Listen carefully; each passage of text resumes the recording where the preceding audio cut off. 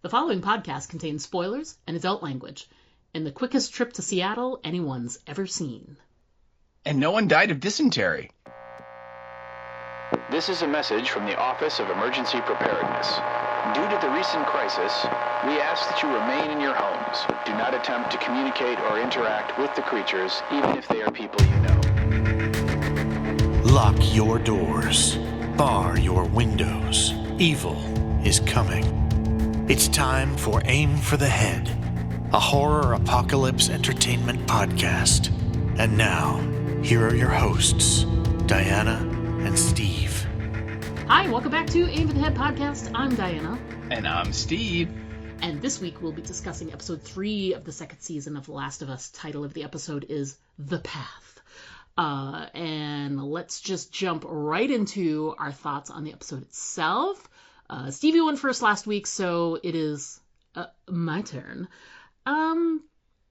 It is. See, that's how it works. I get the boring episodes to go first, and then you get like the ones with all the stuff happening. So, darn you. Yeah, you didn't get to go first on the one where, important people died or anything like that. Oh, so silly. Anyway, no. So this episode, good episode. We were just talking before we started recording about, the ebbs and flows of a season. You can't be going 100 miles a minute all the time. And it's pretty obvious that right after an episode with all of that emotional upheaval, that there'd be something that have a few more quieter moments and things like that.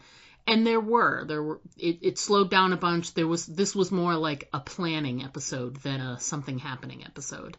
Because it's what they did. But I did like a lot of the quiet moments, the moments of emotionality, learning a little bit more about, Tommy's feelings and a little bit more about, Gail, the therapist, and, how people tick and things like that. And I liked a lot of it. There were a handful of teeny tiny things that I have some little nits to pick, but most of them are environmental and they're not even really anything to do with the plot of the actual episode itself. And there were a couple of plot points that, as a non-game player, I've got some question marks that I hope are going to start to get filled in the more that we watch this season. So yeah, overall, I would say good episode. And like I said, a good sort of I would call it planning episode for more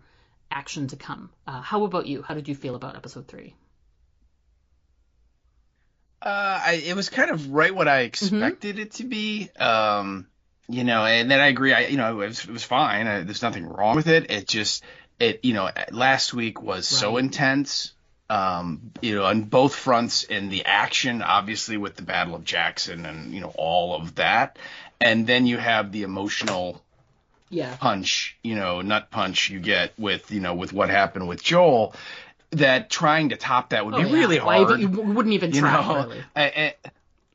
And clearly that's what Craig Mazin and the showrunners decided is we're not even going to try to. So this episode's going to be a little slower and a lot more reflective. And one of the things that I think it's Druckmann says, a little featurette that is on Max, is that in the game, because it's a game, there's very little time to have the characters mourn the loss of Joel, and more importantly, the players. You're watching the cutscene, and then suddenly she gives him the kill shot, and then Ellie gets kicked in the face and it smashes to black, and you're kind of like, wait, he's dead? What? Huh? Wait, well, huh? And then it fades up, and I think it fades up, and Ellie's at the gravesite, if I remember correctly, and times pass, she's ready to start a revenge, and because it's a game, you're just off and running, because it's a game, you got to do game stuff, and so they give that any sort of hey, let's just take a breath and kind of try and get perspective on what just happened, and so I think they both realized that was a huge moment, emotionally, and so then let's give our characters and our audience a little moment to kind of catch our breath and figure out, wow, where are we going? What are we Right. doing? Right. And again, there was some great character moments. There was definitely a couple bits they lifted right out of the game again, which was fun for me.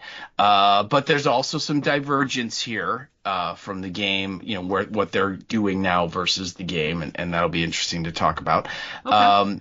And I think this episode too, as much as the first episode was sort of get everybody into, what has happened since season 1 ended, because we had a time jump and things have changed, and, where are Ellie and Joel, and what's the world like, which we got. And then episode 2, massive action, massive drama, but that's really kind of indicating what the show is going to be about this season. And then this episode is sort of okay, we know where the show is going. Now everyone's getting ready to start this journey, and that's what we got. And like you said, it was good. It just certainly wasn't that, oh my God, good that last week was. Yeah, agreed. So before we get into our individual points that we put down for this episode, let's talk first about the episode description, and then we'll get into the writers/directors for this episode. So, Steve, why don't you read to us the wisdom given upon us by IMDb? By the episode. Wow, this is great. So I was blown away by this. I was like, ooh, they did a good job this So descriptive. They did. All right, so again, this is episode 2.3 of The Last of Us Season 2, and it's entitled The Path. And the description that we have so generously gotten is as follows. After Dina shares crucial intel, Ellie prepares to petition the town council. Near Seattle, a religious group flees a war. And yes, those things did happen. So, well done, IMDb. Well done. Yes, they did. So let's talk writer and director. This writer, he looks a little familiar. I've heard his name once or twice. Oh, yes. Couple 2-3 times. Couple tree. We're at Tree Turdy right now. Yeah. Tree Turdy Tree. It's the writer for the episode is again Craig Mazin, and again we sort of get right in the opening credits. You get also the credit of Druckmann and Haley Gross as the writers of the story from the game. So they're getting credited for that, and then for writing the actual scripts, we get our pal Craig Mazin. So I have not really looked ahead to see if other writers are going to be credited for the future. I don't know. I want to say for season 1, Craig Mazin did write a bunch of the episodes, but there were other writers involved in some of them. So we'll have to see if episode 4, 5, 6, 7, whatever, if one of those or two of those in there will be written by the people. But it's Craig Mazin. Right. We know Craig. We're talking about him for a lot and so on. So I don't think we need to rehash him. He's awesome. We love him. He's great. And the director for this week is a gentleman named Peter Hoare. And he is a guy who has, I think I looked it up, he has like over 30 directing credits in various TV. He's a British guy. He's been up for a couple of BAFTA awards for doing work in Britain, and just various things he's worked on. He's worked on the shows The Umbrella Academy. He's directed episodes of Doctor Who. The show called It's a Sin. There was a show I believe on Netflix called Altered Carbon that he directed episodes for.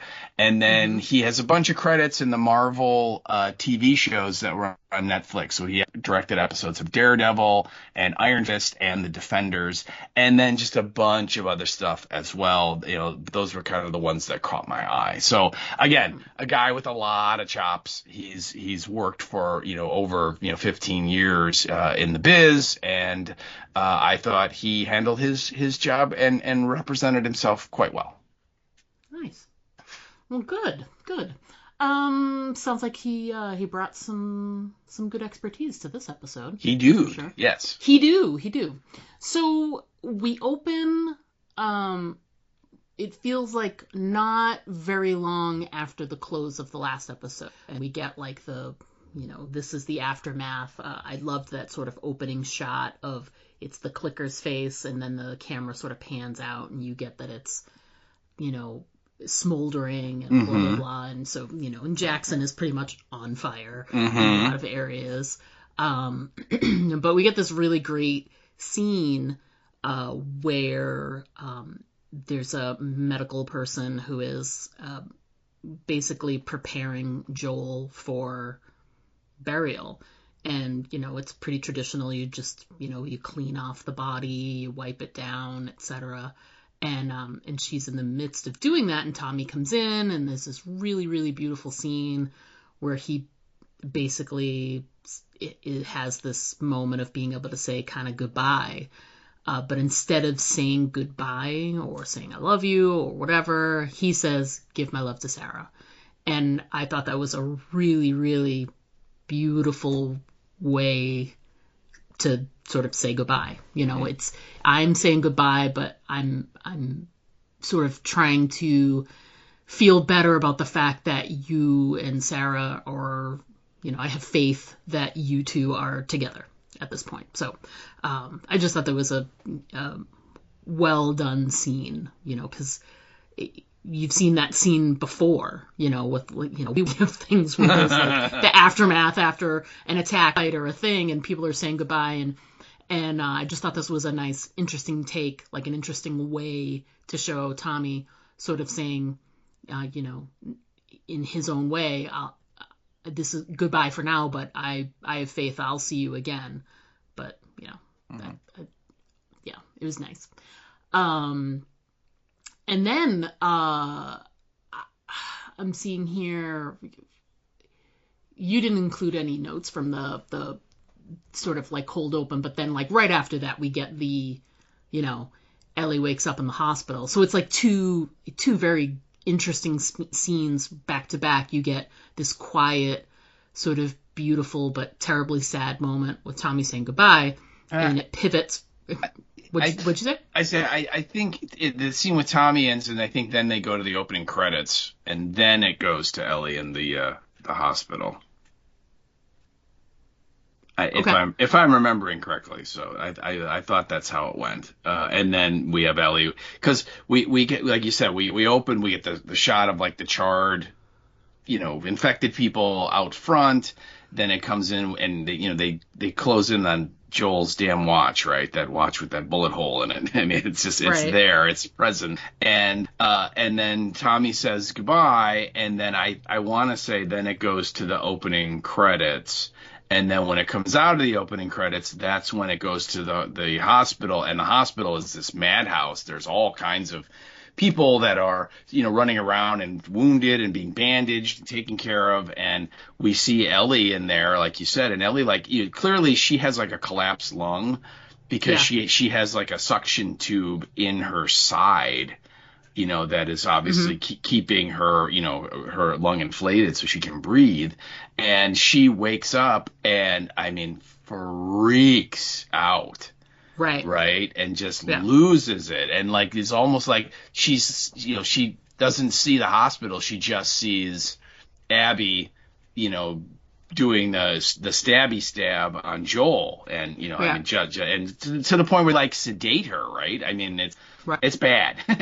yeah, they had to, and it's just, you would think when she lost consciousness, that's her last conscious moment that she remembers, and then she was in, yes, they were on the horses and but she was in so much pain, she could have been in and out and whatever. And then after, having some type of surgery or procedure, and then all you are left with are your thoughts. And then you wake up and it's your first memory is, where am I? Oh, I'm in the hospital. And it's oh God, what just happened? Oh God, it really happened. And then her reaction is just so guttural and so raw. Yeah, it was great. It was great. It was just intense. It just you almost get the sense that she was in shock after that, and now like you said, now medically they've kind of stabilized her, Right. And like you said, she now when she's waking up and she's kind of coming out of that kind of haze you're in when you are in shock, and this sort of like the realization, like you said, like, oh crap, that horrible thing that I have in my head that I up till this very minute I thought had to be not true is obviously true, and oh crap. So damn it. I know, yeah. But and I can't remember, maybe they did both of those and then it went to the credits, or maybe they did the credits between them. But yeah, those are like the opening sequences of the show, where like you really get a sense of how messed up the town is. Which I think is really interesting, because lots of times on The Walking Dead, when the various settlements would get attacked like that, very little time is spent on all these background people that have been horribly slaughtered that we saw but we didn't really know. Right. But here they really made an effort, because like when Tommy leaves the morgue, or the area where Joel is, the camera kind of pulls back and you see that like there are like bodies all over the place. Tons and tons of people, yeah. Yeah, and then you go to the hospital and there's, like I said, I mean, the hospital, it's like an ER. Yeah, I mean, there's a million people in there that are all hurt in one form or another, that all are trying to be treated. And, I mean, it's almost like an episode of ER or something, right? I mean, they're running around and people are, I need this, help me. I know. I mean, it's that kind of pandemonium of a really busy emergency room situation. And I just thought that was really interesting to see, because normally we don't get to see that. That it just, normally the shows just focus on the people we know, and, all the background players, they got dead, but who cares? So, but yeah, I thought that was a really interesting idea and a decision to that. We're going to let everybody know that, look, it wasn't just Ellie and Tommy that lost someone close to them.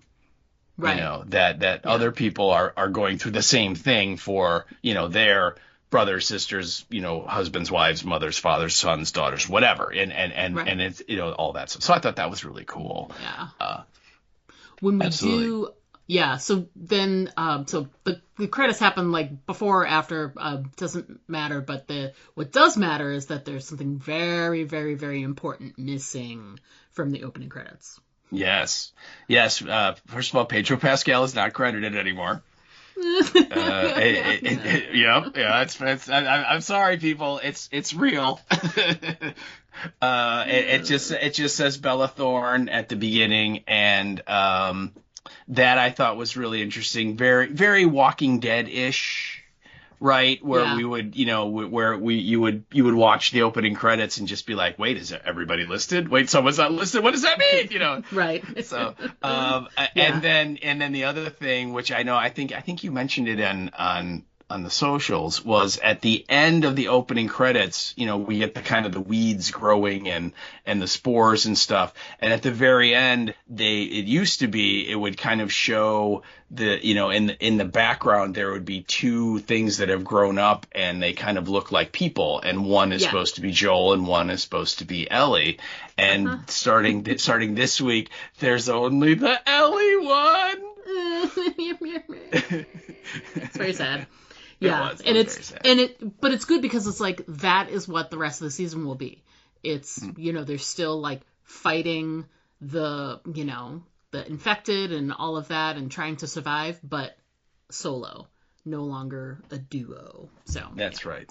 But there is a little bit of a time jump. We jump forward 3 months from the attack, so we see like the town is still working. They're humming. They're getting stuff back together here and there. Rebuilding. Yeah, exactly. And we get this great scene where Ellie is about to be discharged, finally, from the hospital. So she goes through the paces with the doctor, and then the doctor's like, you got one more person to talk to. And she's like, okay, like no big deal. And then Gail walks in and she's like, son of a bitch. Oh, yeah. She's just like, really? Oh. And that whole scene was really just such a great, like, Ellie being Ellie, And when she realized she couldn't sort of talk her way out of it, and then when she's like, yeah, whatever. He's important to me. He's gone. Feelings and stuff. I get it. I'm sad. She's like stating the obvious. Like, of course I'm sad. He was important to me and he's gone and yada yada. But there were, you included a quote and so did I, but I want to talk about the one I wrote down because Gail in the moment isn't really asking about now. She's asking about New Year's Eve and how she's pretty sure that their last words to each other were in anger. Well, at least her words to Joel. But she says something. She relates, first of all, hello, doctor-client privilege, whatever. She says he's dead. I know. But she mentions in her chat with Joel earlier that day, she says, in my last moment with Joel, he said he wronged you. And I couldn't help it. I was like, he did? I don't think he did. Like, I want to go back and watch that scene because of what she said. I think she's misrepresenting what happened there. Because I think she was saying something happened and you should talk about it. Like, for sure, that happened. But he didn't. The only thing he said was, I saved her. He didn't say anything else. But remember, she goes, did you do something to her? And he nods yes. But and then she doesn't say it, but he agrees with her question. He answers her question. And then she goes, did you hurt her? And that's when he stands up and his hand kind of goes into fist. He gets all defensive. And of course he's crying and he goes, I saved her. Right. So you're right. I mean, technically he didn't say I wronged her. And it's definitely what Gail is inferring. Yes. From his answer.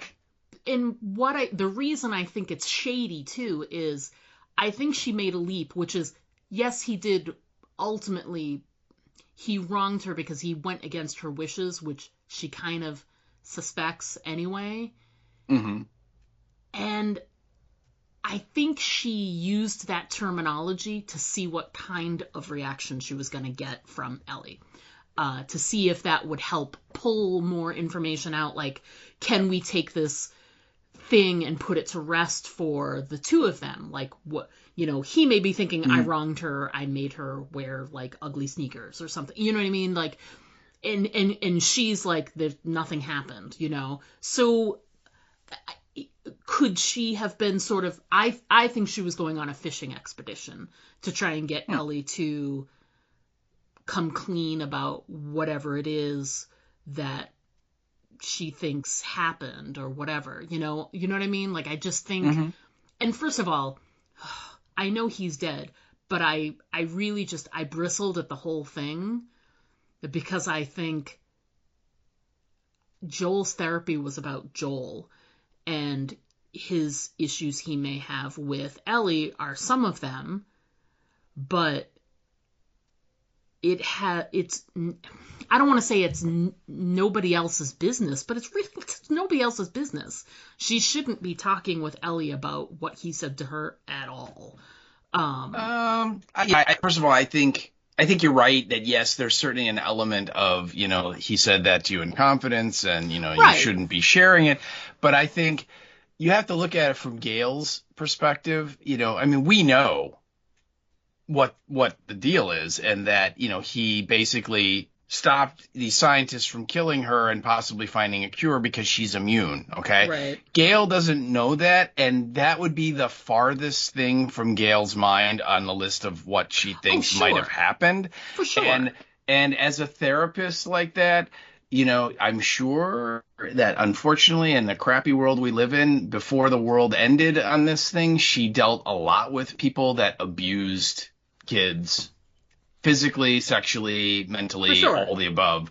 And so seeing how Ellie is treating Joel now, is, she's reading that as clearly something happened in their past that is very impactful, and she's going to the usual suspects. And so now that Joel is no longer here to talk about it, now she's worried, is Ellie going to be able to recover from this if something icky really happened? So she's just trying to find out. And you're right, there's a bit of a busybody going on there too. Yes. But I think I'm going to, for right now, because again, this character is completely new, so there's nothing in the game to go, oh yeah, it'll be explained or whatever.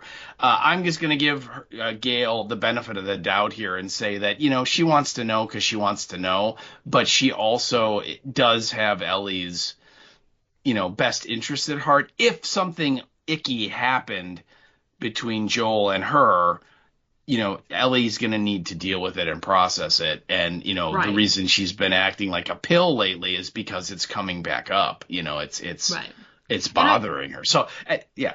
I agree. But I also feel like, as someone who has had some therapy in the past and things like that, you can't, if Ellie doesn't want to talk about it, then there's nothing Gail can do. Gail can try, and she can ask questions, and she can try and see if she can help in any way. But Ellie is a brick wall all the time in lots of ways. And I understand, also there's an element of, I'd love to be able to crack that nut. You know what I mean? I'd love to be able to get to the soft side of Ellie and wonder why she has this big wallop. That would be great. But if Ellie doesn't want it, she just lost the only father figure she has. And for someone, I err on the side of, until she proves otherwise, I'm not a fan of Gail, because I feel like she's manipulating Ellie's feelings about Joel into getting her to talk to her about what the problem was. And I understand where the motivation may come from. And I get that. I really do. And in this day and age where she admits she's the only therapist they have, if there's something that Ellie needs to work through, Gail's her only shot, you know what I mean? To do it with someone who basically knows what they're doing, So I understand. I just also know too that she was kind of shitty to Joel in that moment, and then to go from that moment and then be, what you could construe as kind of emotionally manipulative with Ellie while she's in this moment of mourning and sadness. The whole thing felt kind of bleh to me. But but again, she could prove me wrong, and she could come clean and have all of those altruistic intentions and things like that. And she may still be that person. I absolutely admit that that's possible. It bristled, it put me in the wrong way, and I just was like, eh. So yeah, but she did get Ellie to say some nice things. She did prompt her to sort of get in that manner, and you put out the quotes that Ellie said. So let's sort of pivot from Gail to Ellie's reaction to the whole sort of situation and talk through the quote there. I mean, first of all, I think obviously this means a lot to you, so I think we should delve deeper in this. So how do you feel about this, really? Come on, Diana. Stop it. Let's talk about it. This is a safe place, Dee, all right? No one is listening except you and me. And all the listeners. Right, and our tens and tens of listeners. Yeah, our tens and tens, that's right. Yeah. Well, and I think that was Gail's tactic also, because she jumps all the way. She doesn't even talk about, the event, right? The death event. She goes back to the dance. That's what she wants to talk about. Right. And she points out that, look, you guys, you had a moment at the dance and it really wasn't a good one. Was that the last chance you got to speak to Joel, to talk to Joel? And I thought it was really interesting that Ellie could have lied. And as Gail points out later on, Ellie's a liar. Right. She could have said, yeah, we talked after the dance when I got home. He was there, and we're all good. We're in a good spot. She didn't. She actually fessed up and said what happened. She came home. He was on the porch there strumming the guitar. She could have talked to him. She did not, and I should have. She's like, I regret that. And Gail's like, so that's a regret. She's like, absolutely, I should have. And then Ellie is real quick to add, though, she goes, your final moment with someone doesn't define your whole time with them. And Right. I thought that was a really good quote. Although I didn't write it down, but Gail responded to that by going, that's true, but it often does. Right. And so, again, I think I can see how you'd be triggered by Gail kind of probing here, but I think she just wants to make sure that Ellie's in a good place too, because it's a huge traumatic loss. And then on top of it, she knows that, or she doesn't know, but she suspects correctly that, they were not getting along. Everyone knew that they were fighting. And then there was this very public moment at the dance where, she told him basically to fork off. Right. Right. What'd she say? I don't need your help. Mm-hmm. Or something, right? Very Right. vocally, and embarrassed him to the point where he walked away. And so Gail's like, if that's the last moment you had with him, there might be some issues here that we need to unpack. That, Right. oh my God, you never got a chance to tell him, all the good stuff you probably wanted to tell him or whatever. And so, but I really like that quote, because I think Ellie's right that, we tend to put a lot of emphasis on the last time that, Yeah. you were with someone, and whether it was a great moment or whether it was a poor moment, and, either you're like, oh, thank God, the last time I was with this person, I got the chance to say whatever, or it's the, oh my God, I can't believe it. I didn't, I should have said it, but I didn't. And we put a lot of importance on that. And I liked how Ellie was like, yeah, you know what? You have your whole relationship with them where you said Right. stuff to them, good and bad, and all of it should matter. And I thought Right. that was cool. It was good because I think too there was an element of her saying that to Gail to sort of, she acknowledges that moment at the dance, but she's also trying to tell her, there's more to us than that, and I understand that. But I think some of that too was also for herself. She's reminding herself, because she does feel regret over the dance and does feel regret that she didn't talk to him when she got home that night, and he had restrung the guitar and blah, blah, blah, and all this other stuff. So I think she's also trying to convince herself it's okay. He knows you loved him. It's okay. I don't have to feel like shit for the rest of my life because Exactly. the last thing I said to him was in anger, Right. And I think so I think as much as she's trying to convince Gail of that, I think she's trying to convince herself as well in that. So, yeah. So we move from that uplifting moment to further uplifting with the arrival at the house. And I just, I think everything that happens in the house up until Dina knocking at the door is just gut-wrenching. Mhm. Every moment that she has inside the house, Yeah. Yeah. Well, and- because he's everywhere. Right. And it's interesting because I liked how they took a moment for her to like sort of like linger at what was her bedroom, Mm-hmm. because it's the only thing that like probably looks and feels like her, because it's got like her things on the wall and whatever, but it's also like she moved, so it's also like she's removed from that Mm-hmm. house in a way.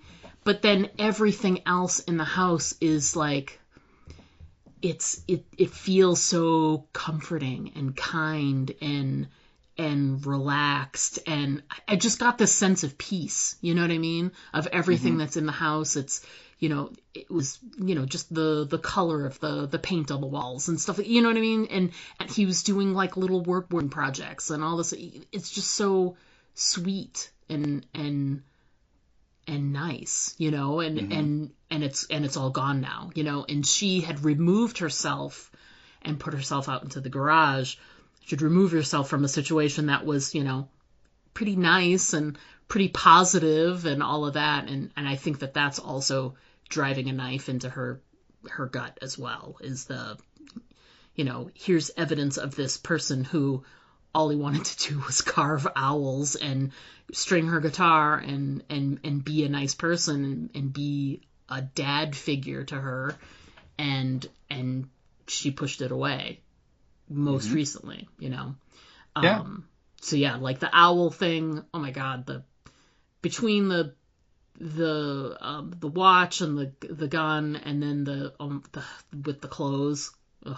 Mm-hmm. So sad. Yeah. Yeah, and all of that, the walking through the house and finding all that stuff, and then literally, just like putting her face into like his sleeve of the clothes that are hanging out. I mean, it's straight out of the video game. One thing that the game did that the show didn't is that she actually I want to say she takes one of his jackets or shirts out of the closet and wears it for the rest of the game, or at least for a big chunk of the game. Yeah. And just that kind of, I want to be as close to him as I can kind of a thing, so I'm going to wear his clothes. And of course his clothes smell like him. And so there's that as well. And yeah, I also wanted to comment, when she first gets to the house, there's like all the like flowers and notes and stuff out on the fence, right? And that was gut wrenching. And, and the notes say, Joel, you did such good things this town. Thank you so much. And, I mean, it was just, but the thing about it is they all looked like they were like handmade, now, like when, you'll see some place where someone, died in an auto accident, and there'll be lots of flowers and memorial type stuff. It's all stuff that they bought.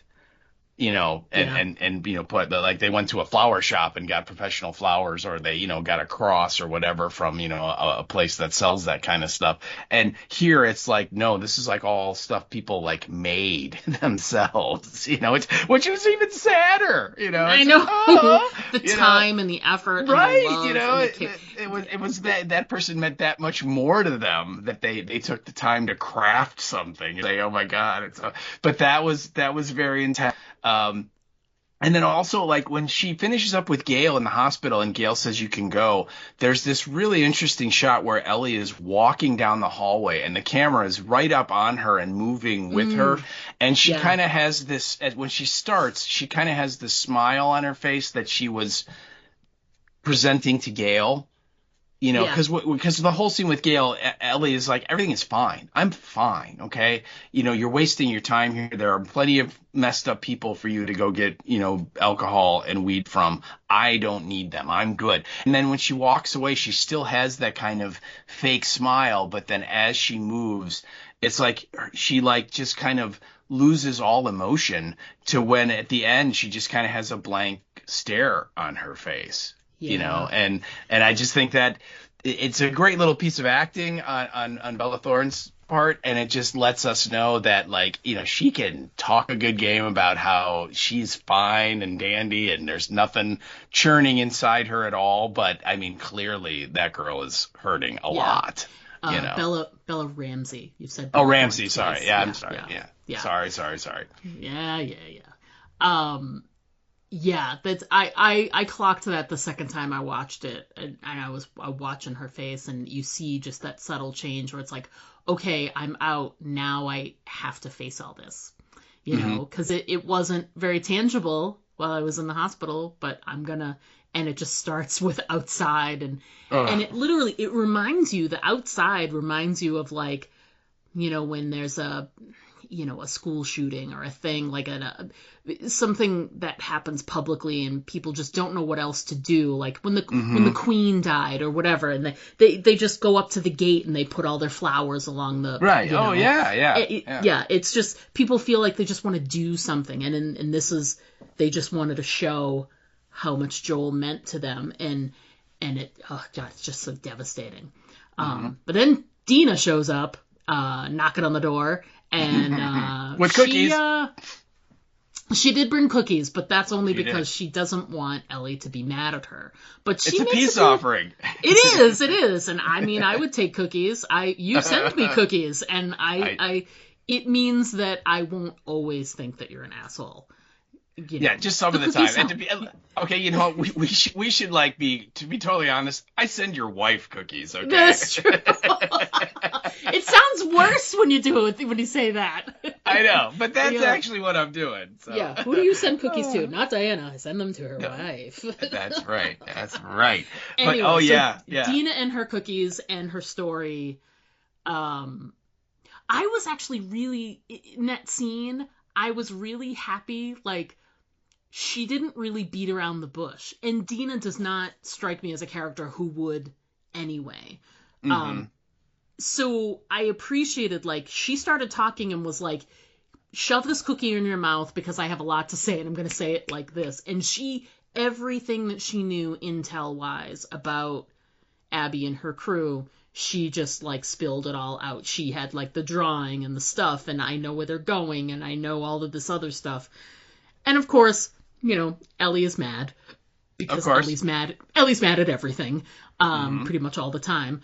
And, but, you know, Dina makes a good point, you know, which you included as a quote there, and I think it's really, really smart.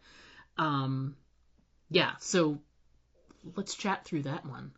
Okay. Well, yeah, she, you're right. I mean, she does. She gives all the names, although she doesn't know Mel's name. She just remembers Nora as one of the other girls, and she's not sure which. But the big thing is she knew, you know, and Ellie's like, what was the girl with the braids name? And she knows that's Abby. And right then, you know, Bella, I'm just gonna say Bella now for the rest of the episode.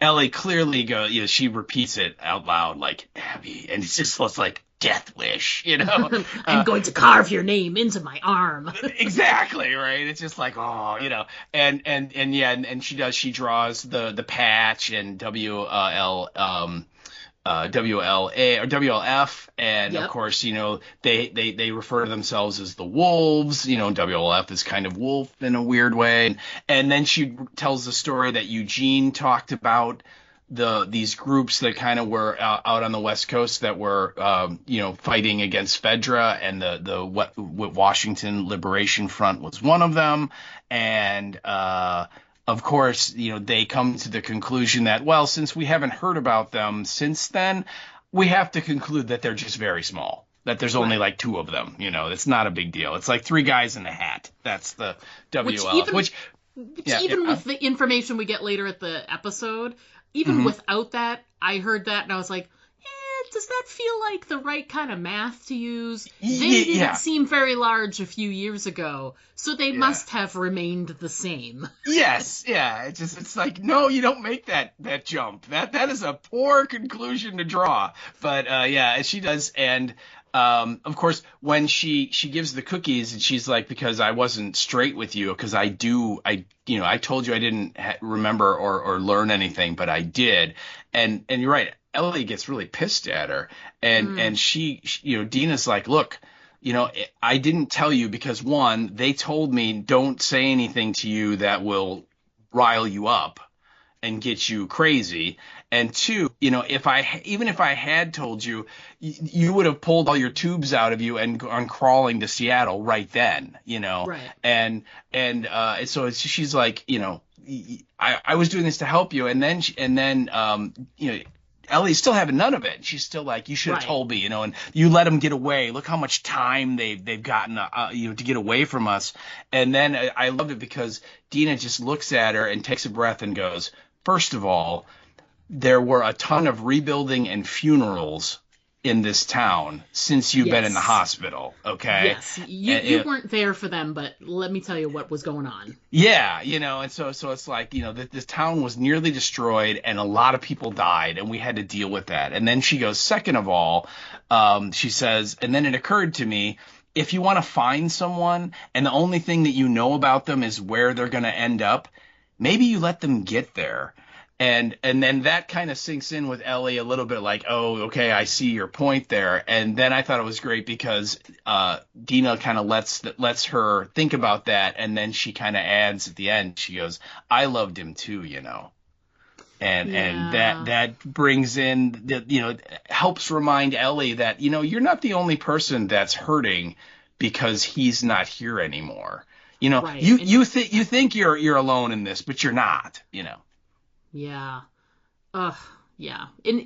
And it's one of those things like she knows she wasn't the only one.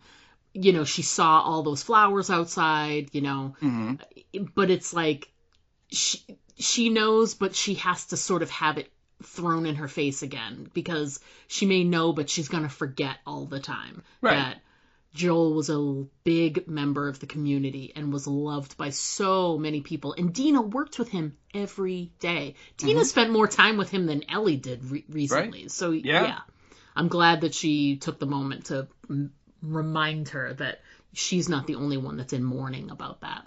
So, I thought that was really great. But I loved her point of like, you know, look, the only thing that we really know about this group that you want to hunt down and kill is where they're going to eventually end up at.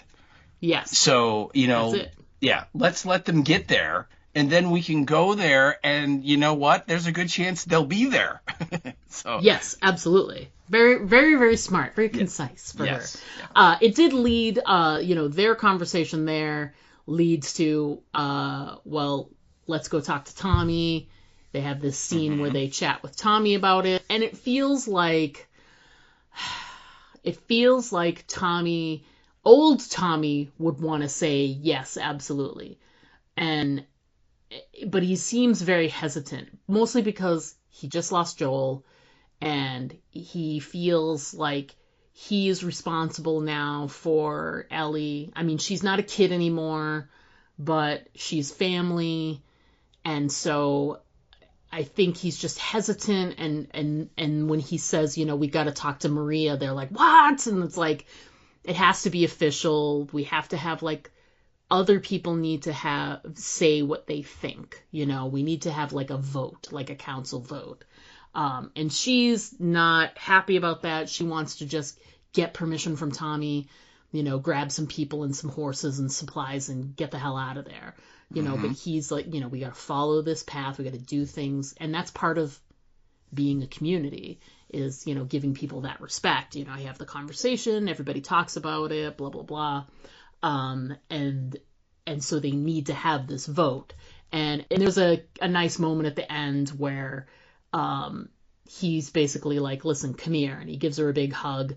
And she looks like, okay, great. I'm going to allow you to hug me because it'll make you feel better. And then, okay, I'll see you later. Okay, bye. And she's gone. It's just like, she's so Ellie. Oh, yeah. Well, yeah, she definitely has her way of doing things. Oh yeah, she's singular. I like that, you know, she tries to play the, you know, if it had been you, Joel would have been halfway there card, you know, on Tommy to try and guilt him into doing it. And I like that he fires right back and says, you know, if I had been taken, yes.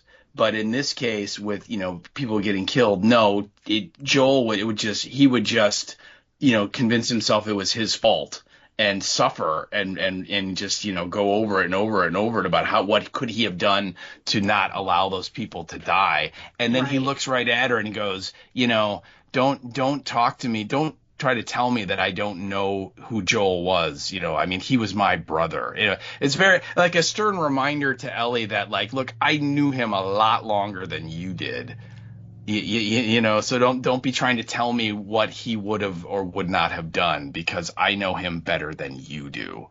And that kind of gives Ellie a little bit of pause, but not much. Like you said, Ellie she's like, look, we should have left yesterday. You know, we should be out the door. And although he does say that he'll support her at the meeting, he does, yeah. So that's at least good, and he's going to be on her side. But you're right. He's like, look, we got to do this. Go through the council, have the council vote, have the people vote or whatever, and then if it works, if it passes, we'll form up a posse and it'll be armed and supplied, and we'll do this the right way. And that's where he's at. And so now Ellie has to, like, you know, do some public speaking, which, you know, she's terrible at. Yes, her in front of a crowd, not great. Before we got to the council meeting, though, we did get our introduction to a new group of people. Yes. And I'm intrigued. I don't know. Are they from the game? Yes, they are. They are in the game. Okay. They're so very different. They have sort of like a religious sort of slant to them. You know, they're using terms like they've got a prophet and that they, you know, follow, etc. They seem, I don't want to say regimented, but they seem like they're organized, you know. And it's just this, you know, interesting introduction into this group, and they use a lot of whistling which is smart, to sort of talk about, you know, things are all clear, you're safe to go, or, you know, somebody's coming, or any of that stuff, which is, you know, it's a smart thing to do. They only use hammers as their weapons, which feels like that's not going to be helpful against people that don't have hammers. The first guy we see, the first one that we see, who is like the rear guard guy, he has a bow and arrow. Okay, well, at least he's got something. Yeah, and in the game, they also, I mean, first of all, some of the hammers they use are like massive, like pickaxe-sized hammers. So yeah, but they do love hammers. They also have guns in the game. They use firearms as well. Yeah, I love that they use the whistling to communicate it. And when I first started encountering it in the game, my thought was like, ooh, it's kind of like the Saviors, you know, would do the yeah, or whatever they would do. But here it's much more involved. I mean, they have like a whole language that they can communicate information. The Saviors just kind of did it to mess with you.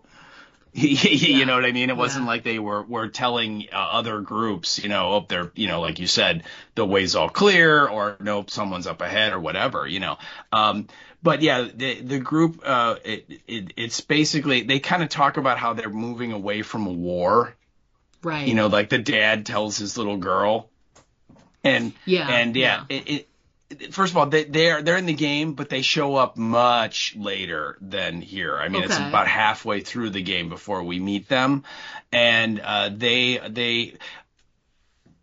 you start seeing like signs from the prophet. Like you see like graffiti on the walls that talk about the prophet and what she promised, and you find little shrines here and there that are left to the prophet. And so, but they look very old at the beginning, and so you're kind of like, you know, as you know, Ellie and Dina, when they're discovering them, they're like, well, who is this? What is, you know, they don't understand, and it kind of, you almost get the sense that it's like whatever that the prophet it was all about was a long time ago. And then of course we meet the group, and you find out that the group is basically at war with the wolves, which is what those, you know, because we find out here that, you know, the wolves kind of wiped them out, and you know, kill all of them, you know, but and the wolves refer to them as the scars, and that's because if you remember, all of them have like the Joker scars on their faces. Yeah. Do they explain it in the game?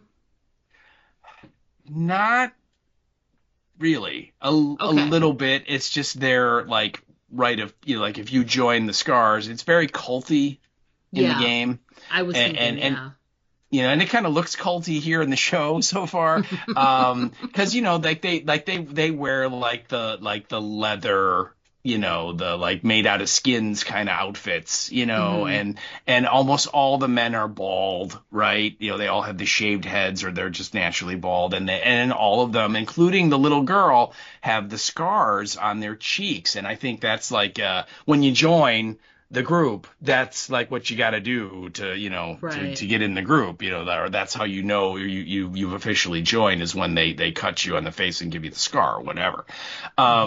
But yeah, so they're involved, and like I said, they're kind of, you know, at war with the wolves, and so of course this is going to be issues for Ellie and Dina, because when they finally get into Seattle, you know, the two groups are going to be fighting each other, and Ellie and Dina are going to have to try and navigate between that, Right. So it's like adding something more to you wanted to make it more challenging list is that, both groups are out and they're in a war footing, which is going to make it even harder for Ellie to sneak up on any of these people. So. Right. Yeah. So yeah. But they captured the look from the game exactly. They have that weird symbol that was on the back of their cloaks or whatever. So I was very impressed with that. I just was really surprised because, like I said, the scars, as the wolves refer to them as, they don't show up in the game until a lot later. There's a lot more exploring of Seattle and tangling with just the wolves, and then you suddenly find out, oh wait, there's this other group. Who the hell are these people? Oh wait, they're just as violent as the wolves. Oh great, So yeah. I think that they're visually, they interest me, obviously because of the scars on the face, but you could see the women, the way they were wearing their hair and everything. There was a very they all wore it the same way, and their clothes were, like you were saying, they were all leather and dark colors, and they were all very sort of uniform. And I hope that they expand on them a little more than the game. I hope maybe we get a little more information about who they are and where they come from. Maybe there's other groups of them someplace else, and maybe we'll get some info. Oh yeah. Or maybe that the scene that we saw with the people that were slaughtered, maybe there was one that got away that they run into later or something. That'd be interesting. I'm not sure what the show is going to do, but I can tell you in the game there are a lot of them. So really? It's not like that was the only group. That was just a small part of them that were moving. Okay. So I'm see again. I can't really talk about too much here. You don't have to. When it's over, I will certainly, when we get to the end of the season, depending on how the season ends. If the season ends with the end of the game, I will happily, go in and talk about what was different, what was the same. But the game does something very radical, and I'm not going to say anything more, but trust me, there are more scars, and they are more involved in the game storyline than just this one little group that we saw tonight or in this episode. Good. Because I thought they were intriguing, and they're so very different from everybody else around. It's always interesting in an apocalyptic sense, how do certain groups happen? How do they form? How do they become who they are? So I'm just interested for them to show us more if possible. Well, and the other thing too, I just would add is that what I like about them is that, when we see the wolves at the end, they're they have armored vehicles, and they're all wearing, the body armor, and some of them have the helmets, and they all are armed to the teeth with automatic weapons. And they look like an army, right? Very modern. And then you see these scars people, and they look very earthy and I don't want to use the word primitive, but it's almost like they don't want to use technology. And so they don't have radios to communicate with the guy in the back. They just whistle out loud and listen for that. And they make their own clothes. And like you said, they have hammers as their main weapon, or bows and arrows. At least here, like I said, in the game they use guns because they shoot at you, and they've killed me many times shooting me.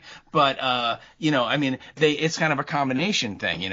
But here, it just looks like they're very earthy. Which, like you said, it's interesting to see this is what this group adopted to try and survive, is this sort of, we're going to be very low tech. We're not going to use the guns and the gadgets and all the stuff that was in the before time here. Maybe they think that that's what caused all this crap to happen, and so they're like, screw that. We're going back to a more, we're gonna make America great again, when it was the 1830s. Right. Yeah. So, but anyway, I thought that was really interesting, and it's going to be interesting to see what more they tell us about them. Yeah. So we pivot back to Jackson, and we get Ellie kind of preparing for the council meeting, and then we get the council meeting. Mm-hmm. So two very different scenes. And I like that you included it in there, the quote from Jesse. And I like Jesse's stance because he is a friend, and he's trying to help her, and sometimes Ellie pretty much all the time does not want help from people.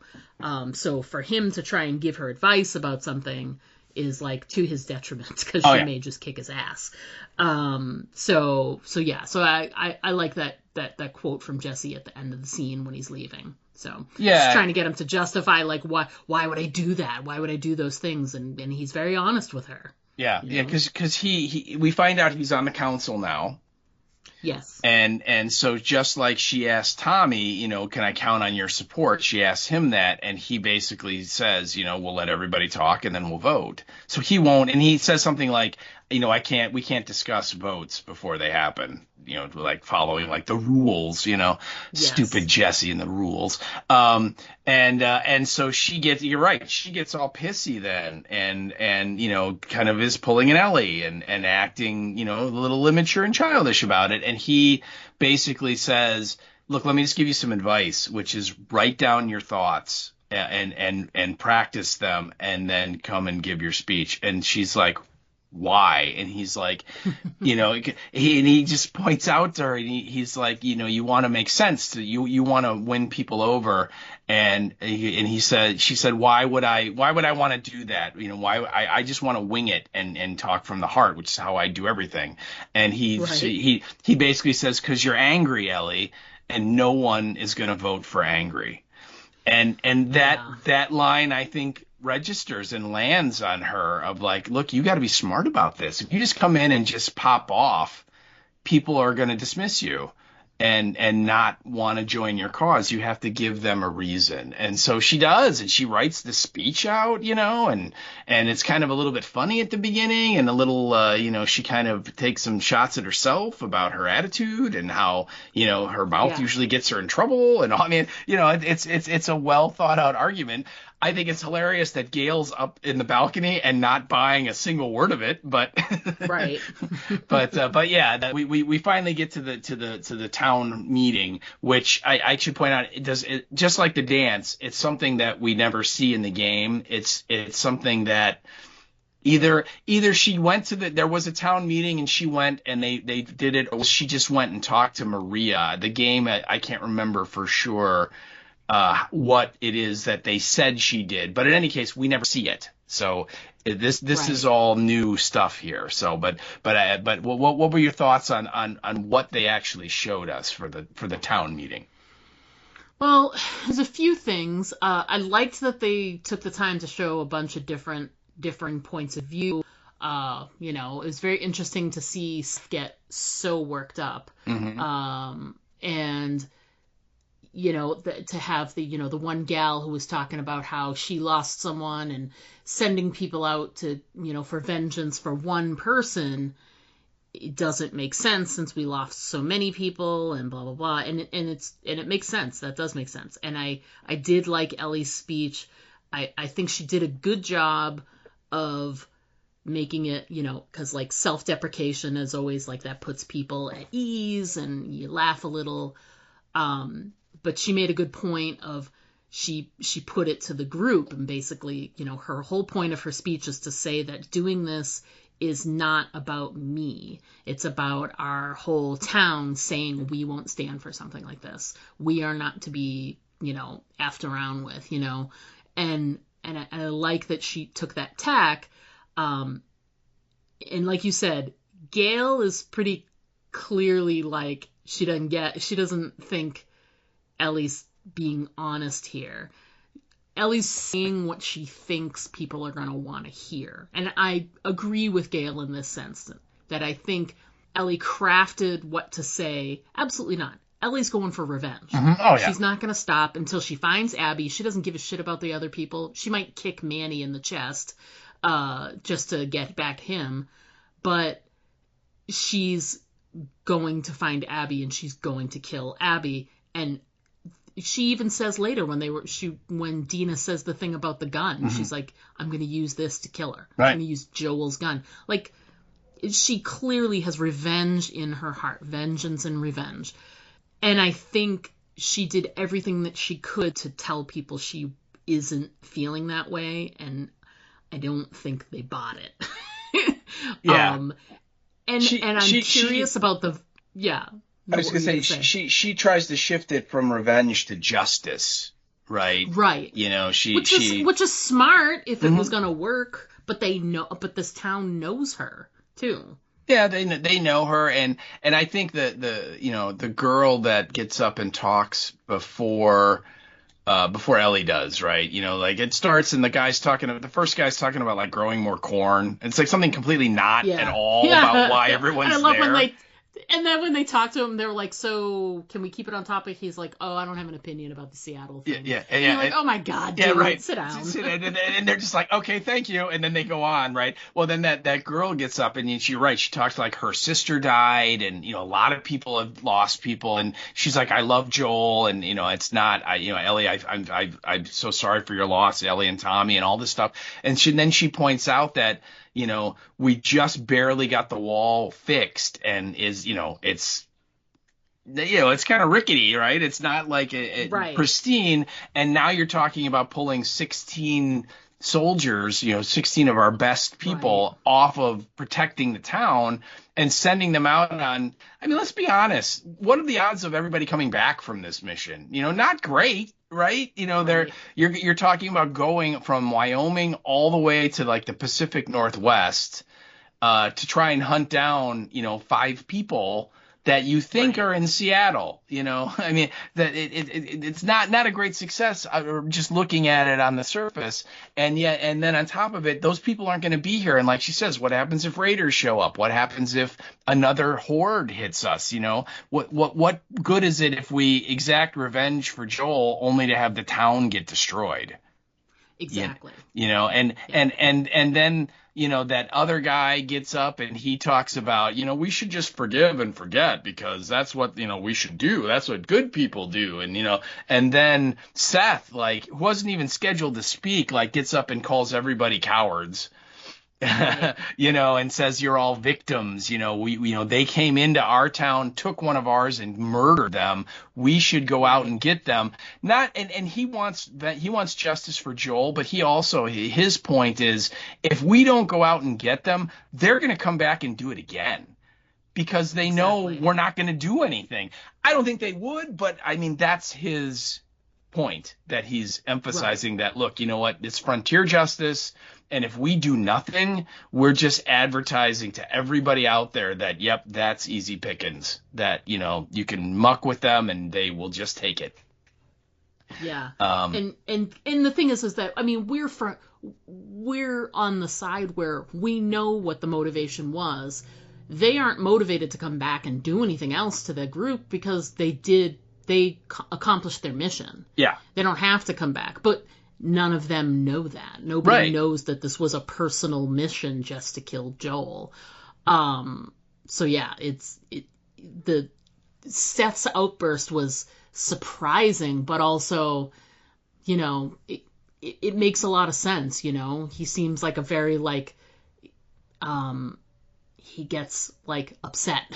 About things pretty quickly and gets emotional and fired up, passionate about stuff. Yeah.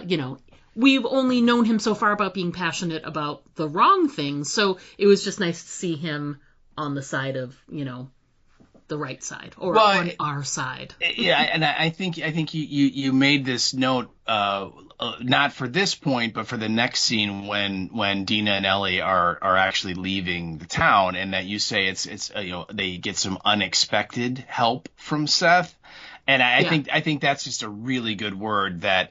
Out of everybody in that town that was going to basically be on Ellie's side at that meeting, he would have been the last guy you would have expected. Oh God, to do that, and yeah, I like it because it makes him a little bit more fleshed out and not just a cardboard. I'm a bigot, character, that Yeah. we kind of saw in the dance. I mean, he did apologize. He did make the sandwiches, and it looked in that apology scene like he was trying, and he really was sorry. But still, I think that was kind of what everyone thought, that, oh yeah, that's the bigot, that's Archie Bunker, and Yeah. so yeah, I thought that was really interesting that he was so pissed off at the kind of laissez-faire attitude from everyone about this this decision, that he basically called everybody cowards. Yeah. Yeah. And in a lot of normal circumstances, somebody like that would have been like, forced to go step outside or something, but they're like, everybody's point needs to be heard, Yeah, right. And so he's, allowed to make his point, even though it's sort of loud and, obnoxious in a lot of ways. But it's interesting because it actually pulled some contrast, because I bet lots of people were expecting Ellie to be upset The and hothead, yell and whatever. And Seth was the one who got really passionate and loud, and she was much more measured, and she was also unexpected. Yeah. So I think people just didn't know what to do with all of that. I was really surprised at the vote, though. I didn't expect it to be so one-sided. Mm-hmm. I really thought, based on the arguments there, and I don't know anybody else on the council other than Tommy, Maria, and Jesse, Mm-hmm. but it was 8-3. But And are we sure that those 3 are the people we think it is? yes, yeah, we are. Or- We are. Yeah, okay. They kind of said in the feature, they talked to the gal who plays Maria, and Yeah. and I think to Mason, and they both said that at first they were not going to have Maria vote yes. And then as they talked about it, and the fact that Maria was a prosecutor in the before time, and that's why Ellie says, I want, you to do what you did before, and that's to give us justice. And she's kind of playing the "you were a prosecutor once" card on her, and so that they decided that no, she should vote yes. So the 3 yes votes are Tommy and Jesse and Maria, and everybody else all the people we don't know on the council, they all voted no. Yeah. Strangers, who do you think you are? Stranger danger. Yeah. Ugh. Yeah. Yeah, so Ellie and Dina go anyway, which I'm not surprised, really. And I don't think, we haven't seen the aftermath scene of when everybody wakes up in the morning and they're like, shit, where are Ellie and Dina? Ah, damn it. They went when they weren't supposed to, or whatever. But we do get sort of that prep scene, after the meeting, the thing doesn't pass.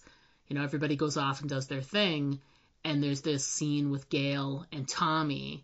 Well, we get a time jump, because it's 3 months later, because it's they're playing baseball, so it's clearly like late April or early May. But they don't say so. They do. They say it's 3 months later. Maybe they do that at the beginning of the episode. Beginning, okay. But I mean, it has to be, because it's much, it's warm enough that they're established enough that they can resume the activities for the kids, right? When that scene started, I thought it was a flashback at first. Right. Because I'm Gail's watching a kid's little league game, when is this happening? And then Tommy shows up, and I'm like, well, I guess it's now, but so Tommy comes over and kind of has a little impromptu session with Gail about Ellie and his kind of fears that, the council said no, but I don't think that's going to stop her. Of course not. No. Yeah. Yeah. Yeah. Yeah. What did you think about Gail's psychotherapy analysis of Ellie in that scene?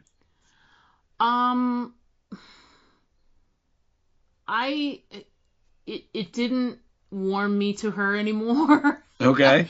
I think it's almost I feel like she's given up on Ellie, that she's I mean, that's pretty big, some people can't be saved. I know that she's saying it to Tommy so that Tommy feels like he's off the hook. Like, she's clearly going to do what she wants to do. She said what she needed to say in that meeting to get her way, and she didn't get her way, but she's clearly going to do it anyway, or do some version of it. And I feel like she says those things to Tommy to sort of make him feel better about, she's who she is, and there's nothing you can do to stop her. She's made her choices, and it's not your fault, pretty much. But I still felt like, oh God, she just was very, I don't know. I love Catherine O'Hara, and I think that this is a super interesting character, and I'm hoping for like more layers and shades of her. But this, oh man, I just was not a fan of her this episode. I don't know. She seems very negative in this moment, and I just was very like turned off by her assessment of Ellie. I don't know why. I'm just not loving the Gale. What about you? What did you think of this? See, I gotta say, I really like this character. I think in my mind, it makes total sense that, she is literally the only game in town, and, she's adopted this technique or style now of just brutal honesty, because look around, look at what the crap that we're in. We don't have time for you to muck around, trying to figure out what's going on. I'm just going to tell you, whether it's good news or bad news. And I mean, when he's asking her about Ellie, and she's like, that one's a liar. And he tries to defend Ellie like, well, sometimes people lie. It doesn't make them a liar, which is very telling and true, I think. But, Gail's having none of it. And she's like, yeah, that's true, but that one's a liar. So she's like, seen through all of Ellie's games and knows that, Ellie, like that whole thing at the council meeting was just an act. And when she was with her, that was just an act. She basically tells people what, she thinks they want to hear. And it's all, she's playing everyone, and, Jesse's like, what do you do? And Gail tries to let him off the hook the most blunt way she can by saying, look, take it from a psychotherapist of over 40 years. Some people just can't be saved, and that's what Tommy wants to do, is he wants to save Ellie from herself. Right. From rushing off and going on this, suicide mission to try and get revenge, and, trying to save her of doing that. And Gail is basically saying, look, you know what? Don't waste your time. That one is going to do what that one wants to do. And there's, no matter what you say or do, you can't save her from herself. And so, yeah, I really like the character of Gail. I'm enjoying it a lot. I think it's very fun that we have this therapist that, isn't really following all the therapist rules anymore, because who is going to rat her out? You know what I mean? It's like, no, I mean, absolutely. Yeah. So she's basically like, look, I'm going to do this however I want to do this. And if people don't want to talk to me, there's no one else. Yeah. I think she's an interesting character. She's just, to me, I'm finding her unlikable. I just don't. So far, yeah. Right. So far, I'm finding her unlikable, but it doesn't mean she's adding like a layer that without her, it'd be missing. Like there's some interesting, sort of emotions and things being talked about that without her there wouldn't be happening. Right. We'll see. We'll see what happens with Gail. Yeah. But, you have to think of it like Damon in The Martian, when, he points out to the camera that he is the greatest botanist on the planet Mars. And I think that's exactly what Gail thinks right now, that as far as she's concerned, she is the greatest therapist on Earth, because there probably aren't any others. Yeah, exactly. All right, so they have their little moment there, Tommy and Gail. Dina and Ellie do leave. And like we said, they got the unexpected help from Seth. They had a nice moment with the handshake. I really thought that she wasn't going to do it, but she did, and I think that's great. We did get, I think it was Dina said so when they were at her place and they were doing planning, the information that all of the graves are like 10 miles outside of town. I think Tommy told me that. Yeah, and yeah, and she was, if you want to go visit, and she's like, we will when we're on our way to Seattle. When and this we're on was our before, way, yeah. Yeah, but it was before the vote and whatever. But now that's still in her head, so they do leave, and, like the sun is coming up or whatever, and they stop, and they have a moment by the grave, and, Dina lets her be by herself. And, I was curious what she would do. Would she cry? Would she talk? What would she do? And the coffee beans. It's just perfect. It's the perfect tribute. I can't even expound on it. It's just, it's one of those, if you know, you know. And I just thought it was great. Really well done. What about you? Yeah, what did you think of this at the gravesite? I thought everything about that scene was great. I loved that they shot most of it in silhouette. With the sun, I guess it was in the morning. It had to be rising, right? They left at 3 a.m. So it has to be, that's like 5 a.m. when they get there or whatever. I thought it looked amazing. I like the fact that Dina lets Ellie do it all by herself.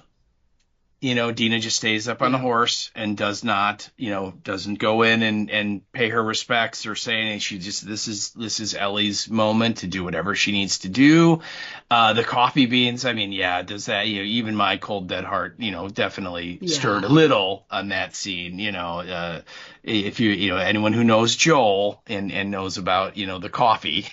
So, and that scene with them is so iconic. Oh yeah. So that was, I thought that was really great, and again, it happens in the game. It's not nearly as cinematic in the game. It's just like a regular, I want to say in the game they just have like a graveyard in the town, and and they she goes and visits his grave, and it's got a headstone. It says Joel Miller and all that stuff, and she doesn't do the coffee beans. She just kind of goes, and you get the sense in the game that like she's gone multiple times, and this is just the most recent one. Right. Like I said, and Mason or Druckmann talk about it, like I said in the featurette, that the game does not give you a lot of time for the characters to kind of mourn what's going on because it's a game. Yeah. So, he dies. Like I said, the screen cuts to black. And then when it comes up, you visit the grave, and then literally you decide to sneak out. That's what happens, and then you're gone. You leave Jackson behind. So this is it. It's from the game, but it's definitely much more.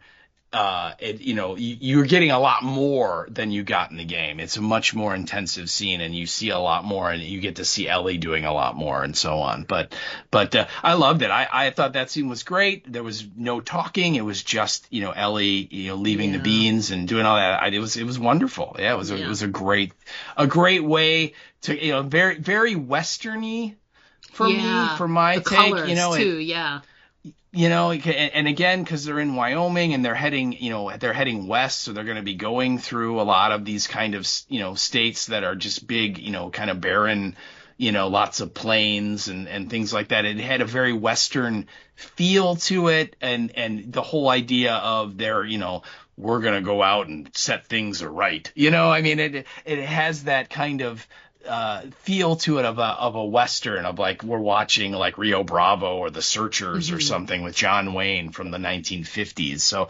and I love that. That's a really cool aesthetic.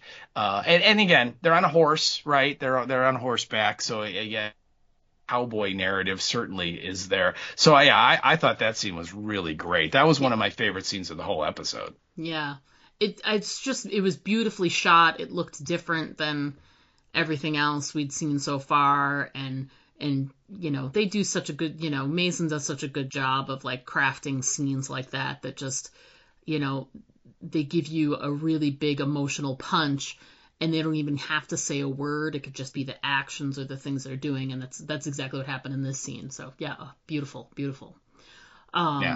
we get them, traveling and having fun and, talking, Okay. bands F. and what'd you say? F. Oh yeah, Fleetwood Mac, and they go through Nope, bands. I'm sorry. That's not true because of Frank Zappa. Okay. And then she goes G and she says Green Day, and Dina says no, Guns N' Roses, which I thought was pretty cool. Yeah. So that's there. It shows them sort of this, for all intents and purposes, it's like a buddy comedy with them like on their hey, we're on our way to Seattle, and but there's this really nice scene where they sort of camp down for the night, and they're chatting about New Year's Eve a little bit, because you wonder, is Dina going to bring it up? Are they going to talk about it? And, because they're in this like small, like 2-person tent and, it's close quarters and you wonder if it'll be brought up and they do. And basically Dina wants to know what kind of kisser she was. That's right. And Ellie's like, what? And she's like, no, because, you're gay and I'm not and I don't know and blah, blah, blah. You kissed a bunch of girls and I haven't. Girls and I haven't and whatever. And Ellie's like, fine, 6.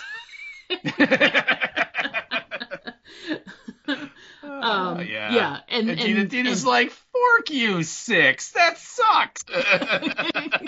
And it was nice because it was kind of disarming, because it was sort of like the elephant in the room was that this happened. They haven't really talked about it. There was some hinting of how important they are to each other. There's, when, Ellie said, thank you to Dina for, saying she's coming. And Dina was like, all you had to do was ask me. And she was like, I didn't know. I didn't know that I could. Yeah. I didn't know that I could just ask you. So it's sort of like that was a nice relationship growth, whether it's, are they together? Are they not together? Dina does make the comment that she and Jesse are back together again. Yep. So that's the end of that for Ellie. And I don't think Ellie had high hopes. I think Ellie, in that moment when she's like, you were totally stoned and I was drunk and it was, you were trying to piss off Jesse and like, I think she has said those things in her head too, to be like, oh, nothing's gonna happen because of this and this. Drunk and So yeah, so she's been feeling all these weird feelings and emotions, and what do you do, and blah blah blah, and do I bring it up, and I don't want to bring it up, and blah blah blah. So for Dina to do it and put it out in the open and do it in like a fun and playful way, it just totally takes the air out of that balloon, and it just like that tension is gone. And now they can just be friends again. And, they're closest of friends, but it sort of makes it okay to just exist with each other. There's no stakes. There's nothing at stake. So. You think so, huh? Yeah. Well, not to. On the outside, yes. They're saying they're acting like there's no stakes, but in their heads and in their hearts they probably feel differently, but they're sort of letting each other off the hook for any awkwardness that has been happening up until now, sort of. So yeah. All right, counselor. Well, I would just like to introduce into evidence at the very end of that scene, when Dina turns the light off and they finally go to sleep, the last thing she says is, "Oh, Ellie, I wasn't that high." Yeah, right. So I just want to throw that out there, counselor, for the jury's consideration. That's true. In her playful, flirty way, because that's how she is about everything. It seems like Dina is just like that playful person who will always be like that. Yeah. Although I did think it was interesting when she does say she's back with Jesse, and then she says something like, he has like a sadness about him. Do you notice that? And Ellie's like, yeah. And did he ever say why? And Dina says something like, no, I think it's just something that he has inside him already, like all the time. Right. or at least I hope so. And Ellie's like, why do you hope that that's what it is? And Dina, very, very like, in a very sad way, answers and says, because if it's not that, then it's because of me. Yeah. And it was a weird turn, because you're right. She's been very playful and very light in the whole show so far. And it's a heavy moment for her. Yeah. Yeah. And that's like the most real, if I'm going to use air quotes here, it's like real that she has gotten, and I guess I try to chalk it up to they're very close and they can talk about stuff like that you only tell a bestie, right? Mm-hmm. But at the same time, it was a very like unexpected. It's a good word. You picked a good word today in your stuff. So it's a very unexpected thing for her to say based on how she's been portrayed so far. Right. So. Yeah. But yeah, that scene was a lot of fun at the beginning, and yet at the end it does kind of turn serious, and yeah, I think as much as Ellie is like, well, my thought was correct that this was just she was acting out, and she was obviously buzzed and stoned and maybe a little drunk all at the same time, and so it meant nothing. But maybe it did mean something, because again, she did point out that she wasn't that high. Yeah. So she did. Anyway, we will have to see. We'll see. The time will tell what will happen. Yes, exactly. And they do make it to Seattle. Mm-hmm. Well, first they come across the ambush. Right, they do. Yeah, and they're like they're like about 10 miles away from Seattle, and they get to the exact spot, same sign on the trail that the scars passed, and we see like the wagon that they were pulling, and like one of the scars is like dead on the path, and so they get off the horse, they get off Shimmer, and they sort of like are very cautiously approaching, and Ellie goes up and they're like, what's that? They don't recognize the symbol, and they're like, what? I've never seen it before. And Ellie points out that there's all kinds of different caliber bullet casings on the ground. Right. And she surmises that means it probably wasn't Fedra, because Fedra would have had probably the same caliber guns for everybody. Right. And while that's going on, Dina like notices something and goes off the trail like into the woods. Yep. And then when Ellie can't find her, she kind of panics, and then Dina comes like sprinting back onto the path and just throws up, from something that is so awful that she saw that it literally caused her to like lose her lunch. And so they go, and then you see the dad and the little girl that we saw earlier, and she's still holding that damn hammer, right? But they're dead, and they clearly have just been left to rot, right? And that was pretty powerful. Yeah, and I don't think they were. It doesn't look like they were even stripped of like supplies and things or whatever. They just were killed and left on the side of the road. Just sort of like leave you and. I think doesn't Ellie and Dina they kind of ask each other, do we think the wolves did this? And they go, yeah, but they're still like, maybe it's like kind of like our first evidence that maybe the wolves are a little bit bigger and more organized than we have been led to believe. Yeah. And yet again, Dina's like, her response is, yep, let's go. Come on. We got shit to do. Yeah, and so they keep plunging right on ahead. Yeah. Wow. And not far from where that scene was, they sort of meet up with.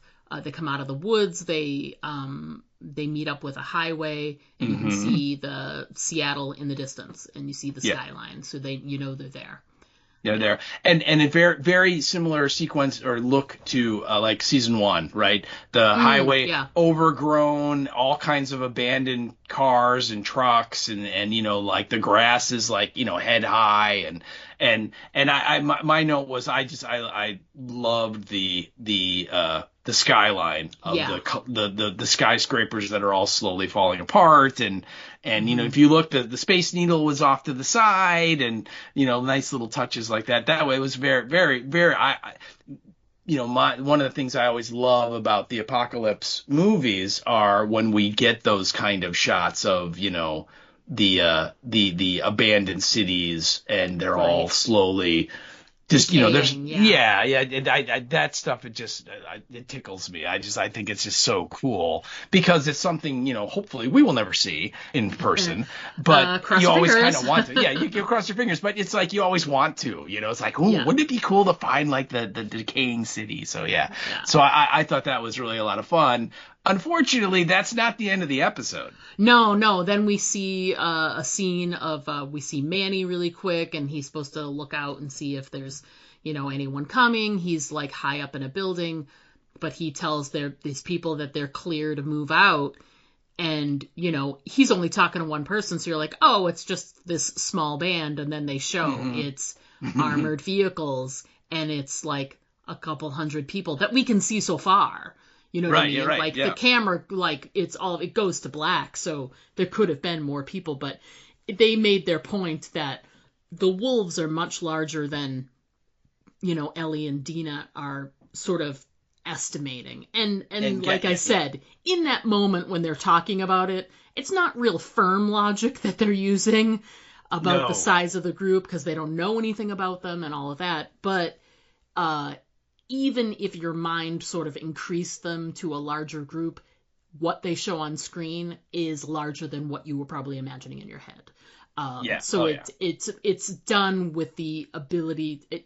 The whole point of it is for you to look at that and go, oh yeah, it's just the two of them, and this is a large militia to go up against. And to be fair, they don't want to fight everybody. They're looking for like one person they're going to kill and one they're going to kick in the chest. So that they don't need everybody, just really technically two people.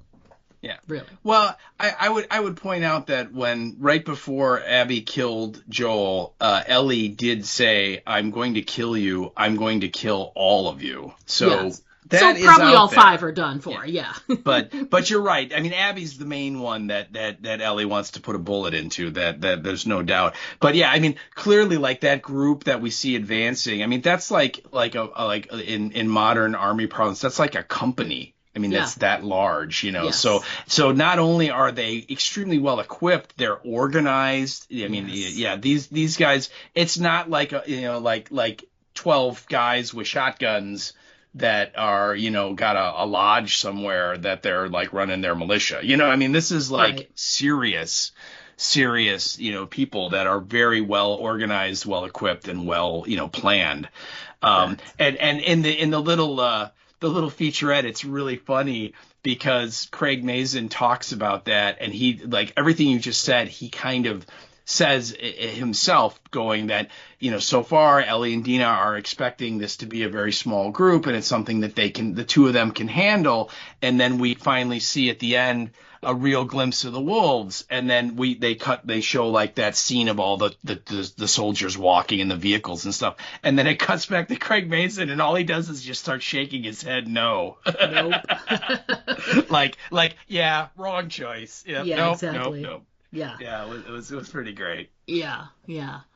I have a couple of things that that I want to get back to. Any other points that you want to discuss before I get into mine? I'll let you go because I know you want to talk about the timeline, because the timeline bothered me too. Okay. And then when you're finished, the only thing I want to talk about is we have a little bit of a divergence from the game plot in what we're seeing here, and I thought I would talk about that a little bit just to kind of let people know. Well, so go ahead though. Let's go. There's two different things. First of all, and we touched on it a little bit when you said the time jump thing because of the baseball game. I'm not so sure maybe there is one. If there was one, they didn't say so. The only time they say time jump is 3 months from Ellie waking up screaming. Is that it? Okay. Is the day that she is let from the and if you think about it, because I paid attention to it because it was like a little thing in the back of my head. The other thing you see when they're like establishing 3 months later is Jesse with his shirt and jacket, like he's down to just a short sleeve shirt working. Yeah. So it can't be winter still. And meanwhile, they're in Wyoming. So 3 months from New Year's Eve is March. So, I mean, it's the end of March, but it's still, and I want you to know that from trips where I've gone to national parks, I follow Yellowstone on Facebook, and they are Wyoming, and let me tell you, they are just now opening up roads into Yellowstone because the snow has melted enough, and it's almost May. So I'm just saying, like, it doesn't look like winter at all. And they had a pretty tough winter. Like, and I'm not just saying, like, it could stop snowing in my Wyoming at the beginning of March, but there was several feet of snow. Like, it takes a while for that to melt off if it's not cold, if it's not warm enough.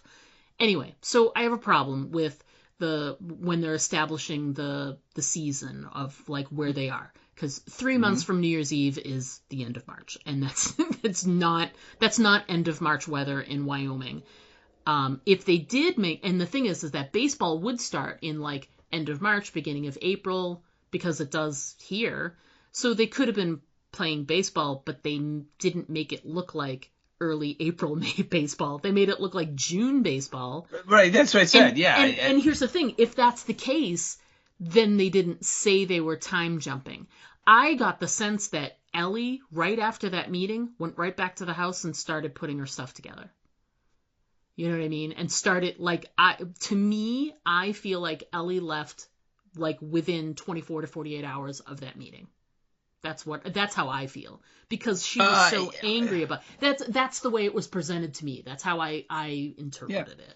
So I agree. I mean, I don't think she would have waited. I just, the fact that we see Gail and she's, you know, not wearing a coat and sitting out, you know, drinking cold beer. It doesn't go together.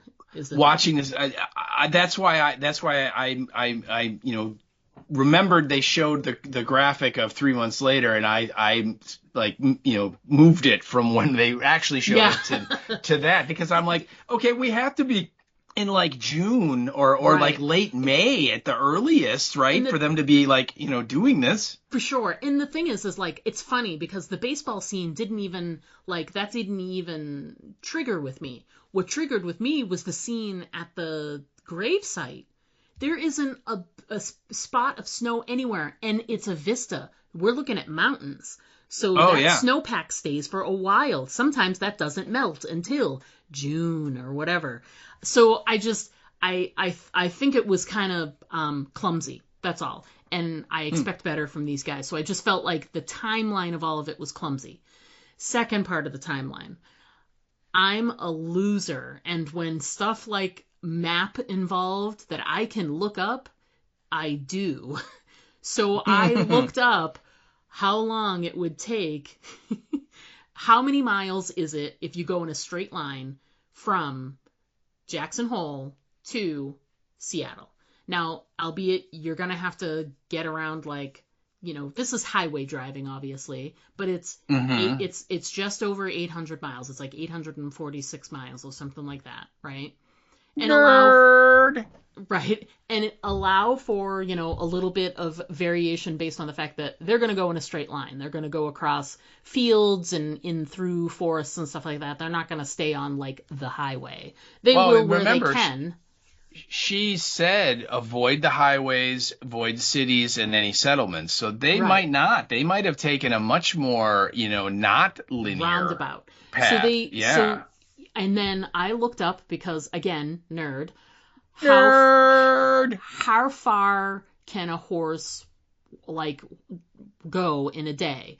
And it was unclear, but the estimate is between 25 to 50 miles. So if you err on the side of 25 miles, we're talking, like, 25 miles, 800 miles, you know, 25 miles a day means that's 30 days. So that's a month to get there. And if you do the 50, cut that in half, that's like 16, 17 days. When they get started, Seth says 2 weeks of food and supplies. Well, he says 2 weeks of hardtack. Right. So we don't know what else they had. Right. It could have been. But assume, you're right. Assume they're probably going to try and like kill a rabbit or whatever as they go. I understand that. You're going to add to your... Kill the wabbit. Sorry. So, yeah. So, I don't know. I just feel like I get it when it comes to like fast travel. You don't want to show the elapsed time. But, it was total fast travel. Oh God, yes. So it felt like there are ways you can show the passage of time. If they had been going for a week, 2 weeks, a month to get to Seattle, then you need to show them, okay, it's warmer out. Okay, I'm not wearing my jacket right now. It's around my waist, or I'm, how are they having access to, like, they need to look a little messier, a little dirtier, a little, it felt like from the moment they went out the gate to when we see them see the skyline, their clothes, their face, their bodies, everything about them look like they just left the day before. So I felt like they fumbled on that as well. The passage of time for the journey to get to Seattle. And all you have to do is do a couple of small visual cues to make it feel like there's a passage of time, And I just feel like there wasn't any they didn't do any of that, even like a half second of it. So I don't know. It's the only sticking point I really had with the episode. Like, my feelings about Gale, that's different. That's character feelings. It didn't make the episode bad for me. And this didn't make the episode bad either. I get it. You only have X amount of episodes, and the next part of the story is, being there and doing the thing, like seeing the wolves and learning more about them and trying to infiltrate and kill these people. And I get it. Season 1 was all about the journey. They were doing nothing but going someplace. So I understand wanting to sort of break from that and not have this be like 3 episodes of them getting to Seattle. I completely understand. I just wish like there'd been a couple of tiny attention to details to make it feel more authentic. What did you think about it? I totally noticed it, and I agree, a lot with what you said, that it was very obvious, we don't want to waste episode time, showing the minutia of them traveling across the country when nothing's going to happen that's going to affect them, that the story is in Seattle, right? The story is getting to Seattle and then seeing what's what and seeing how can Ellie get her revenge. Right. And getting there is just waste. And the game does, it's very similar in that, they set out, and then I believe like the very first thing, the next thing that happens is you come up to like a big Fedra gate into Seattle, and of course it's abandoned, and you have to figure out a way to open the gate so the horse can get in, and so you're climbing up over stuff, and Dina's out on the horse, and you have to find electricity and run cables, and it's all this puzzle solving and stuff, but it's abandoned, and very similar to some of the stuff, like I said before, that we saw in season 1, with the Fedra posts and stuff like that. But I mean, again, whatever happened between when they left Jackson and when they got there is immaterial, because they don't bother to show us. So, basically we're not going to waste our time on it. But you're right. They could have gone a little bit more to say, hey, it's, and part of this for me too is I am just ignorant on what the temperature is in that part of the country at this time of year. Is it significantly colder than Chicago? Because Chicago in March and April, it's like 40s and 50s, and then occasionally it gets warmer and occasionally it'll get colder, but that's kind of the median, and we're kind of at the same latitude as that part of the country. It's not that much further north than us. Obviously Seattle is, but we're not quite certain what month we're in to begin with. So and that's the talking other thing, about weather in Seattle feels kind of moot. Right. But I'm just saying, I just don't have enough experience or knowledge on what the weather's like there to be like, well, that would be completely wrong. But the thing that really like got me thinking about this this like how long has it taken them to get there thing, is that they come upon that ambush and those bodies are pretty fresh. True.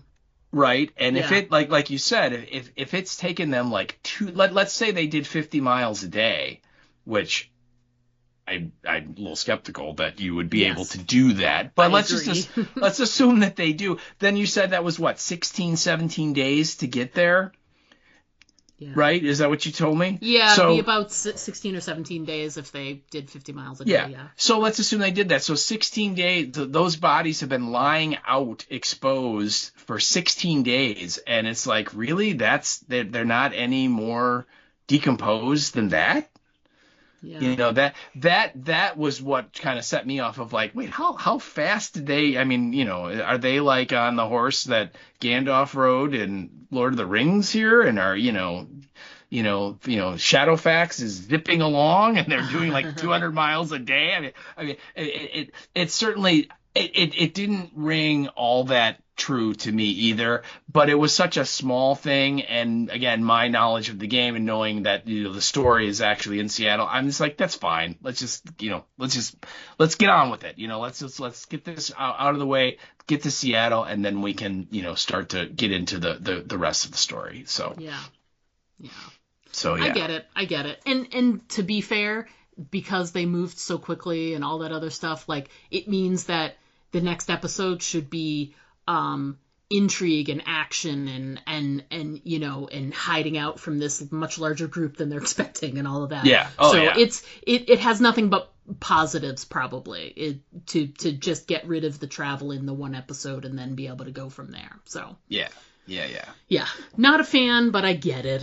Yeah, So, I know. yeah. Again, I think in any of these kind of on the road kind of stories, this is just what we're going to get. Yeah, it's you either are going to deal with like, all right, how much walking can we look at today, Yeah. or do we just jump ahead and yay, they're there, and now we can get to telling the story. Yeah, and right. deal with like action. I get it. They did this in Game of Thrones too, so it's I'm aware. So, all right. Anything else for us to chat about? Like I said, I just wanted to say that that we had a little bit more of a divergence in storylines here. In that, in the game, again, we don't see the meeting where the town, or I think in the game it's just Maria, because Maria's like the mayor of the town. She decides that they can't spare people to go, so Ellie is like, screw it, I'm going. And in the game, she actually agree and plans with Tommy, and the two of them are going to go off on this revenge mission. Okay.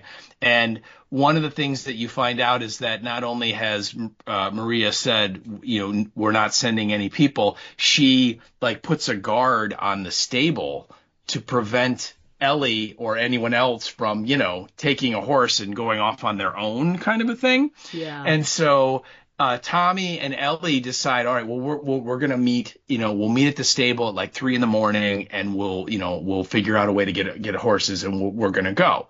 And so Ellie shows up there, and I can't remember if Dina goes with her or not, but she gets there, and Maria is there waiting for you when you get there. And Maria basically says, if you're looking for Tommy, he left last night and went off on his own on this revenge mission, and basically left a note to Maria saying that, I'm going so Ellie doesn't have to, so she doesn't have to, go through this crazy thing. And so Maria basically says, you're going to go whether I try and stop you or not. And Ellie's like, yep. And so Maria gives her a horse. And again, I think either Dina's with you or she shows up, and Dina says, I'll go with you. And Maria says, fine, you two go, do what you need to do, and bring my dumbass husband back alive. Yeah. And so like a very personal reason, is included for Maria letting them go. But so the mission then kind of changes, because now it's not just we're going to go get Abby and all these of her friends. We also got to try and find out what happened to Tommy. Is he still alive? Can we get him back? Right.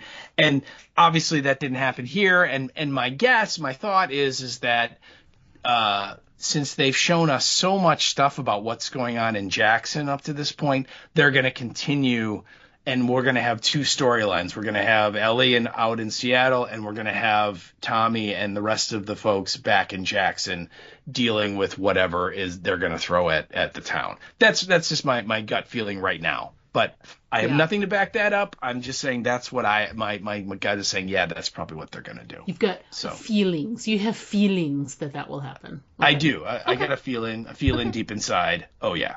Okay. Well, that sounds good. All right.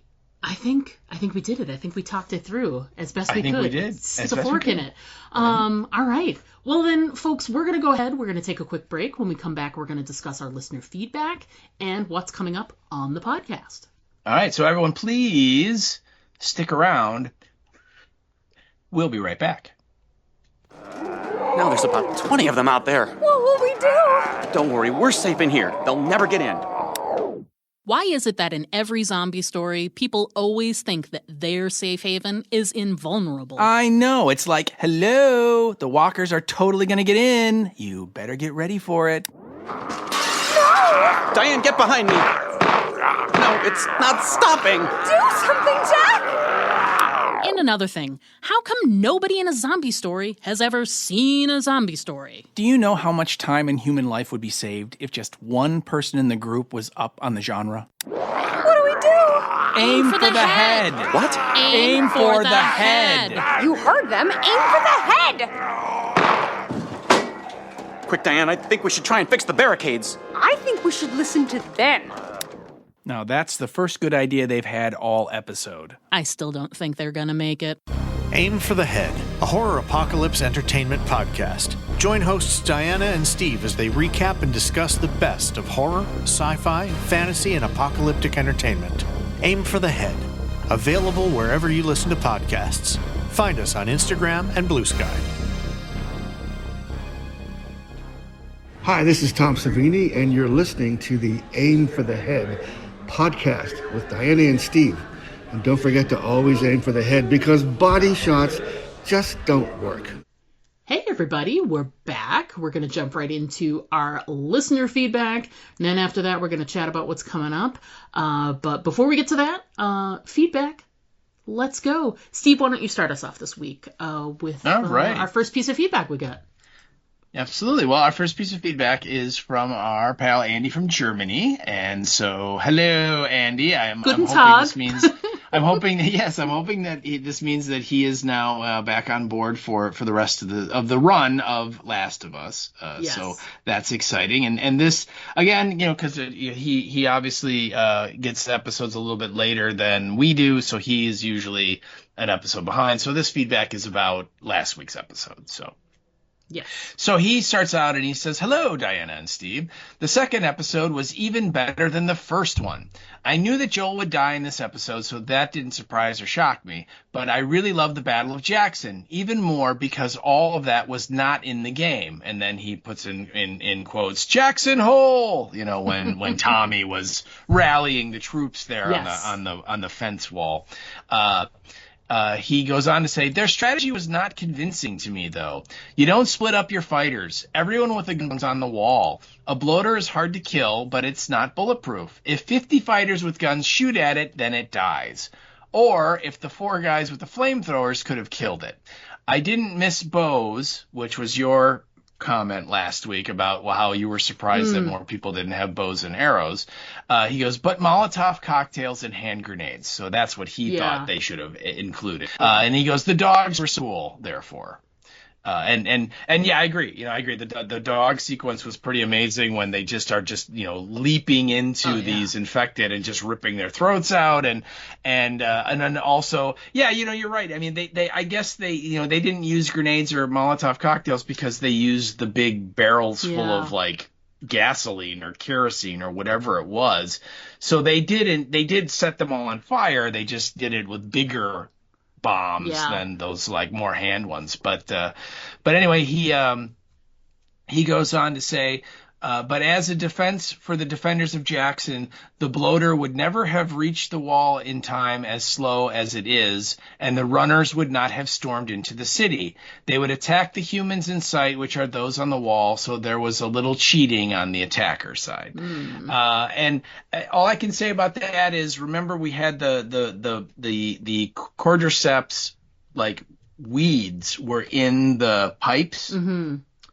Inside the city, and maybe again they were communicating or sending signals to that group saying, oh, you know what, don't try and hit that part, come over here and hit this part. Right. I don't know. Yeah. Just trying to come up with something. And then he goes, great, your technical problems are solved and I can hear you with both ears again. So well done, Diana, you fixed that little problem. Yeah, so well done. And then he goes, by the way, can it be that Steve got even more mean during the last months? What? I agree. He's the worst. Oh my God, that guy's terrible. Yeah. I'd like to think that my meanness has remained at an even level, but maybe not. I don't know.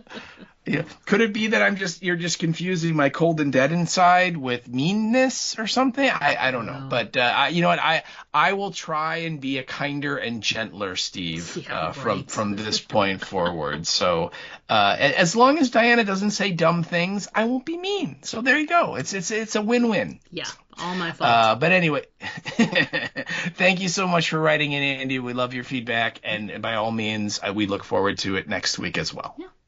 And he did his send off. You didn't read what he said. He said, "Oh no, that's right. I'm sorry." He goes, "Greetings from Germany, and Abby must die." So Steve is too mean, but Andy would like to dispense with Abby ASAP. No sympathy. I was gonna say that seemed a little mean, but okay, it's good. I liked it.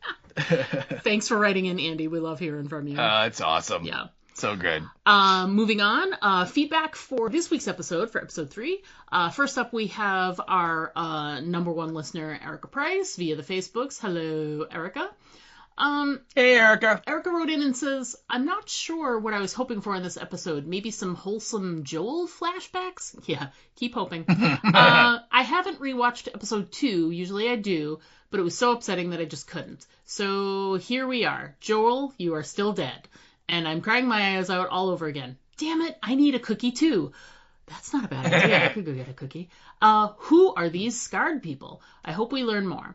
I like how Tommy puts Ellie in her place. It was clear from the start that Joel and Tommy were very close. He's hurting too.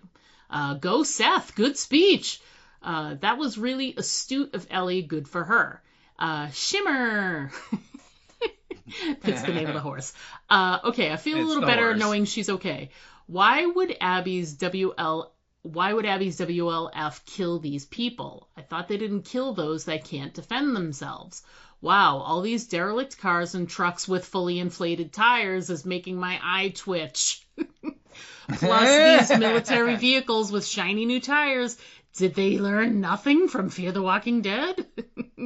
Listen, Erica, we're so glad that you can spot the crap when our eyes glaze right over it. She continues on with the, laughing until she's crying emoji. It definitely looks like the WLF are decently equipped. I worry about Ellie and Dina. Hopefully they'll turn back and see if they can get more help in Jackson. No. That's not how she... probably not. I think they've established Ellie's pattern, which is she doesn't go get help. So I think we are pretty sure she's not going to go get help. She continues and says, in honor of Shimmer's glorious return, here's a horsey pun. What do you call the horse that lives next door? Neighbor. Oh, that's terrible. Wilbur. Oh my goodness. For me, every time a horse is a horse, of course. Of course. Thank you, Erica. Hilarious as always. Every time they mention Shimmer's name, I cannot, because it's a line in a Taylor Swift song. In her song Bejeweled, she just says, shimmer. And so every time they say shimmer, I'm like, shimmer. I'm like, oh my God, get out of my head. So anyway, sorry. That's just me. Anyway, thanks again, Erica. You know, I would respond to that, but I would hate to like be accused of, and I'm going to use air quotes, being mean. So I'm just going to say, okay. Look at you, kindler, gentler already. Thanks, Andy, for kicking him in the pants and making him be a nicer person. Maybe you just needed to be confronted by a German guy. I think so. I know. That's what happened. I think that's what it was. Yeah. Erica, funny as always. We look forward to your feedback next week. So, yeah, absolutely. Okay. So last piece of feedback we got was from our pal, Alma Contreras. Hey, Alma. Hey, Alma. Hello. And she sent this via the Facebooks. Mm-hmm. And she says, I missed it the first time I watched because I skipped the opening credits normally so I can get to the nitty gritty faster. And then she has an emoji there of, I think it's, actually, I can't see. What is it? Do you know what it is? I think it's let's make clear. Probably just the like closing, the hands on the ears thing. I can't tell. Okay. Yeah. Anyway, she put emoji up. Sure, and she was on to say, on second watch, I saw it and it made me sad all over again. R.I.P. Joel Miller. And I think she is referencing the fact that in the open credits at the very end, instead of having the two people, you just have the one. Yeah. And I think that's what got her all sad. Because again, if you hit the skip credits button, it jumps past that and you just get the the Last of Us credits. So yeah. And I think that's what I think I skipped it the first time too. And when I was watching through last night or the night of whatever, I caught it and I took a picture and I put it on our socials. And I think that's where Alma left her note, was on the picture of the Ellie by herself. It's on our Facebook. Yeah. Go and find it, people. It was. I noticed it and I felt a pang of sadness. So yes, it was very powerful. Wait, I'm sorry. You didn't say something mean and you felt a pang of sadness? Who are you and what have you done with Steve? Well, not only did Andy leave this incredibly incisive feedback for me, he also mailed this large pod that I, slept next to last night, and I feel completely different now. Great. Now there's two of you. That's what the world needs. Steve and Pod Steve. No. Pod Steve is way cooler than Steve, okay? Says you. Thanks for your thoughts, Alma. And yes, we are mourning Joel as well. Yes. Yeah. Hope to hear from you again next week, Alma. Thanks so much. All right. So speaking of next week we've got episode 4, and following in the tradition of last week and the week before, there's no title. There's no description yet either, just some images at the end of the episode, which looks like very surprising, but Ellie and Dina get into a little bit of trouble and looks like they have some issues. So yeah. It does. Yeah. It looks like they're in like the subway. They're like in train cars, and I can tell you there is a very, very intense sequence in the game where you are in the subways. So I'm guessing that's what they're going to borrow from. So I'm excited to see that. But there's a very kind of a strange bit we get at the very end where Ellie like turns around and Dina has drawn a gun on her. Yeah. And is pointing it at her, and Ellie's kind of got the what? I have look thoughts on her on face. that. I think, and sorry folks, but I'm just speculating. I saw that and I was like, what would make her do that? I'm wondering if in one of their tussles they come upon like an infected, and I wonder if Ellie gets bit. And maybe she has the gun out to put her down, and Ellie has to reveal her secret about that's what I think. But I hope it's that, and that it's not that Dina wants to kill Ellie, because that's how they're playing. Not yet, anyway. Yeah. I mean, you said I was a 6. Forget about you. And she's gonna shoot her. That's right. Yeah. You can rot in hell. Bam, bam, bam. Damn it. Yeah. But we'll find out about that next week. And I'm sure just before the episode airs, they'll tell us what the name of the episode is. So, I really hope so. Yeah. I think it was like halfway through, and I looked it up on IMDb, and I was like, oh, The Path. Thank you. Thank you. Thank you very much. Also, next week is the premiere of season 2 of Dead City, which we will be covering as well. And, why cover 2 series on one podcast when you can cover 2 series on 2 podcasts? I mean, let's be clear. Look, we decided that the one thing the world needs is more of us talking. Right. And who are we to deny you?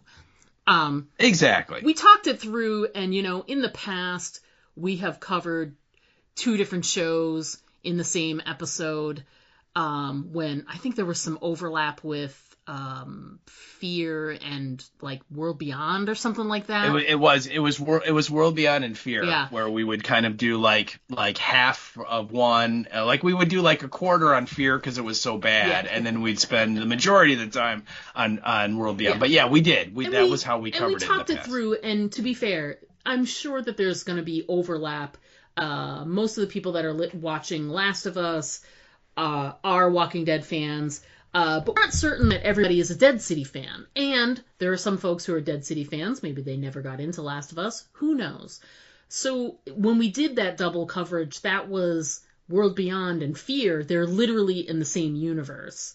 And we're both spin-offs of the same damn show. So in this instance, since they are similar themes, but they're just totally different universes, we felt like we didn't want to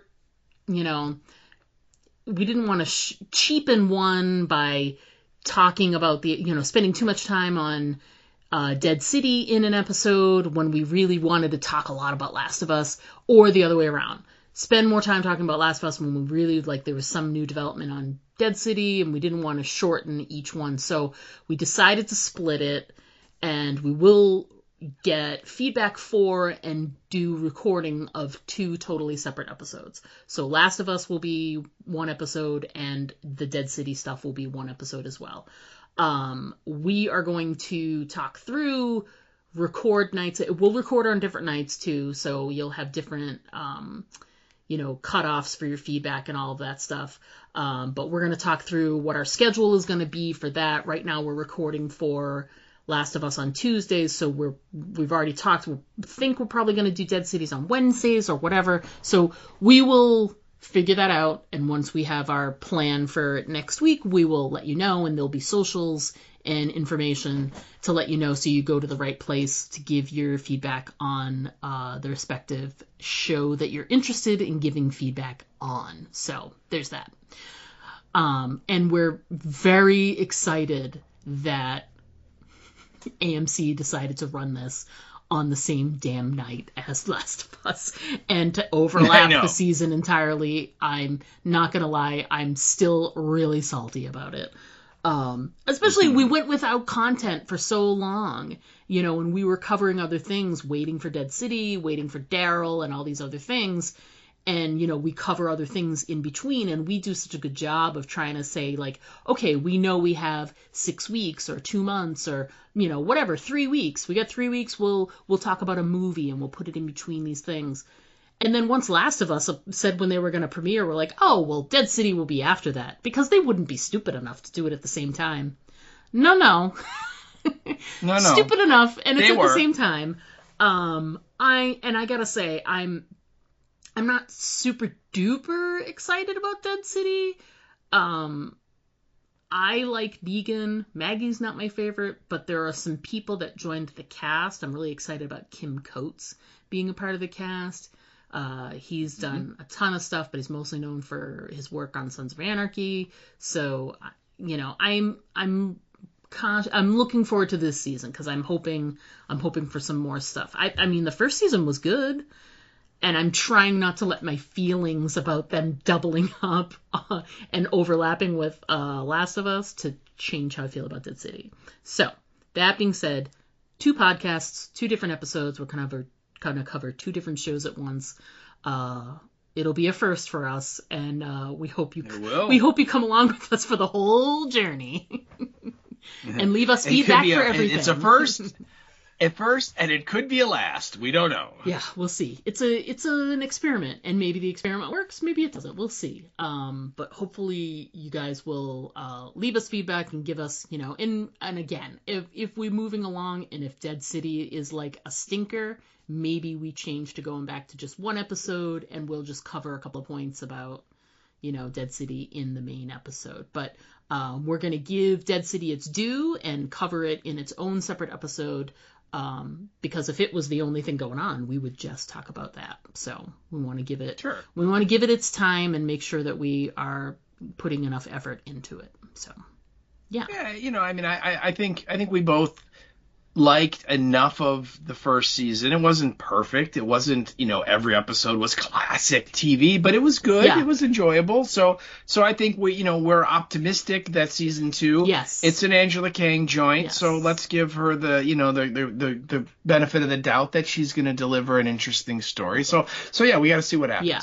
So I'm certainly hopeful for growth from season 1 to season 2. So, and I think it's longer too. Season 1 was 6 episodes. I think this one is 8, maybe more. I believe it is. So yeah. So. I think you had said that. I think when we first started Last of Us, I think that information had come out and you had reported that, and we were like, ooh, 2 more. Yeah, so that's good. So when the overlap is finished, then we'll actually get a couple of weeks of just Dead City. So there's that.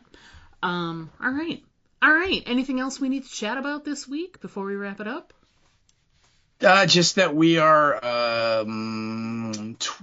3 weeks and 1 day away from Fury Road. Yes. So yes, that is still a thing. If you're in the Chicago area and you want to see Fury Road on the big screen where it belongs, here's your chance.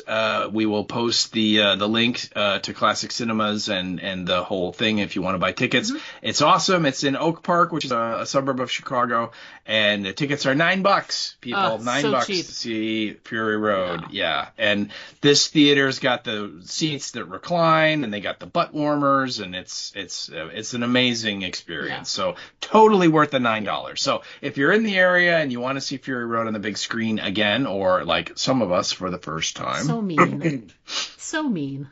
See, I'm back. Yeah, he's back. I'm back. He's back, baby. But anyway, if you want to, it's coming up May 14th. So definitely check it out. I know we are both very excited. Can't wait. I'm counting the days. And I hope I remember to wear my shirt to work that day since I'm going straight from work to the show. So you know what? I will try and remind you the night before when we're podcasting. So I honestly feel like it's gonna look really weird if you text me in the morning and if my wife sees it and you're like, "Don't forget to wear your shirt." That's right. Out of context, that's gonna be hilarious. I like it. Let's just do that. Right. Just do that. Okay. All right. I can just start sending you random morning texts like that if you want. That's fine. I'm awake that early anyway. We both are. All right. All right. So that's going to wrap it up for this week, folks. We look forward to chatting with you next week, where we'll be talking to you about episode 4. And in a whole separate podcast, we'll be talking about Dead City, episode 1. So we look forward to chatting with you when that happens. But until then, as always, I'm Diana. And I'm Steve, or Pod Steve, either way. And don't forget to always aim for the head. Because body shots just don't work. To send us an email, write us at aimfortheheadpodcast@gmail.com. And our Twitter handle is @AFTH Podcast. Pictures and video are always welcome at our Instagram account, Aim for the Head Podcast, all one word. But the best way to keep in touch with us is to just like our Facebook page to get all of our updates in your feed.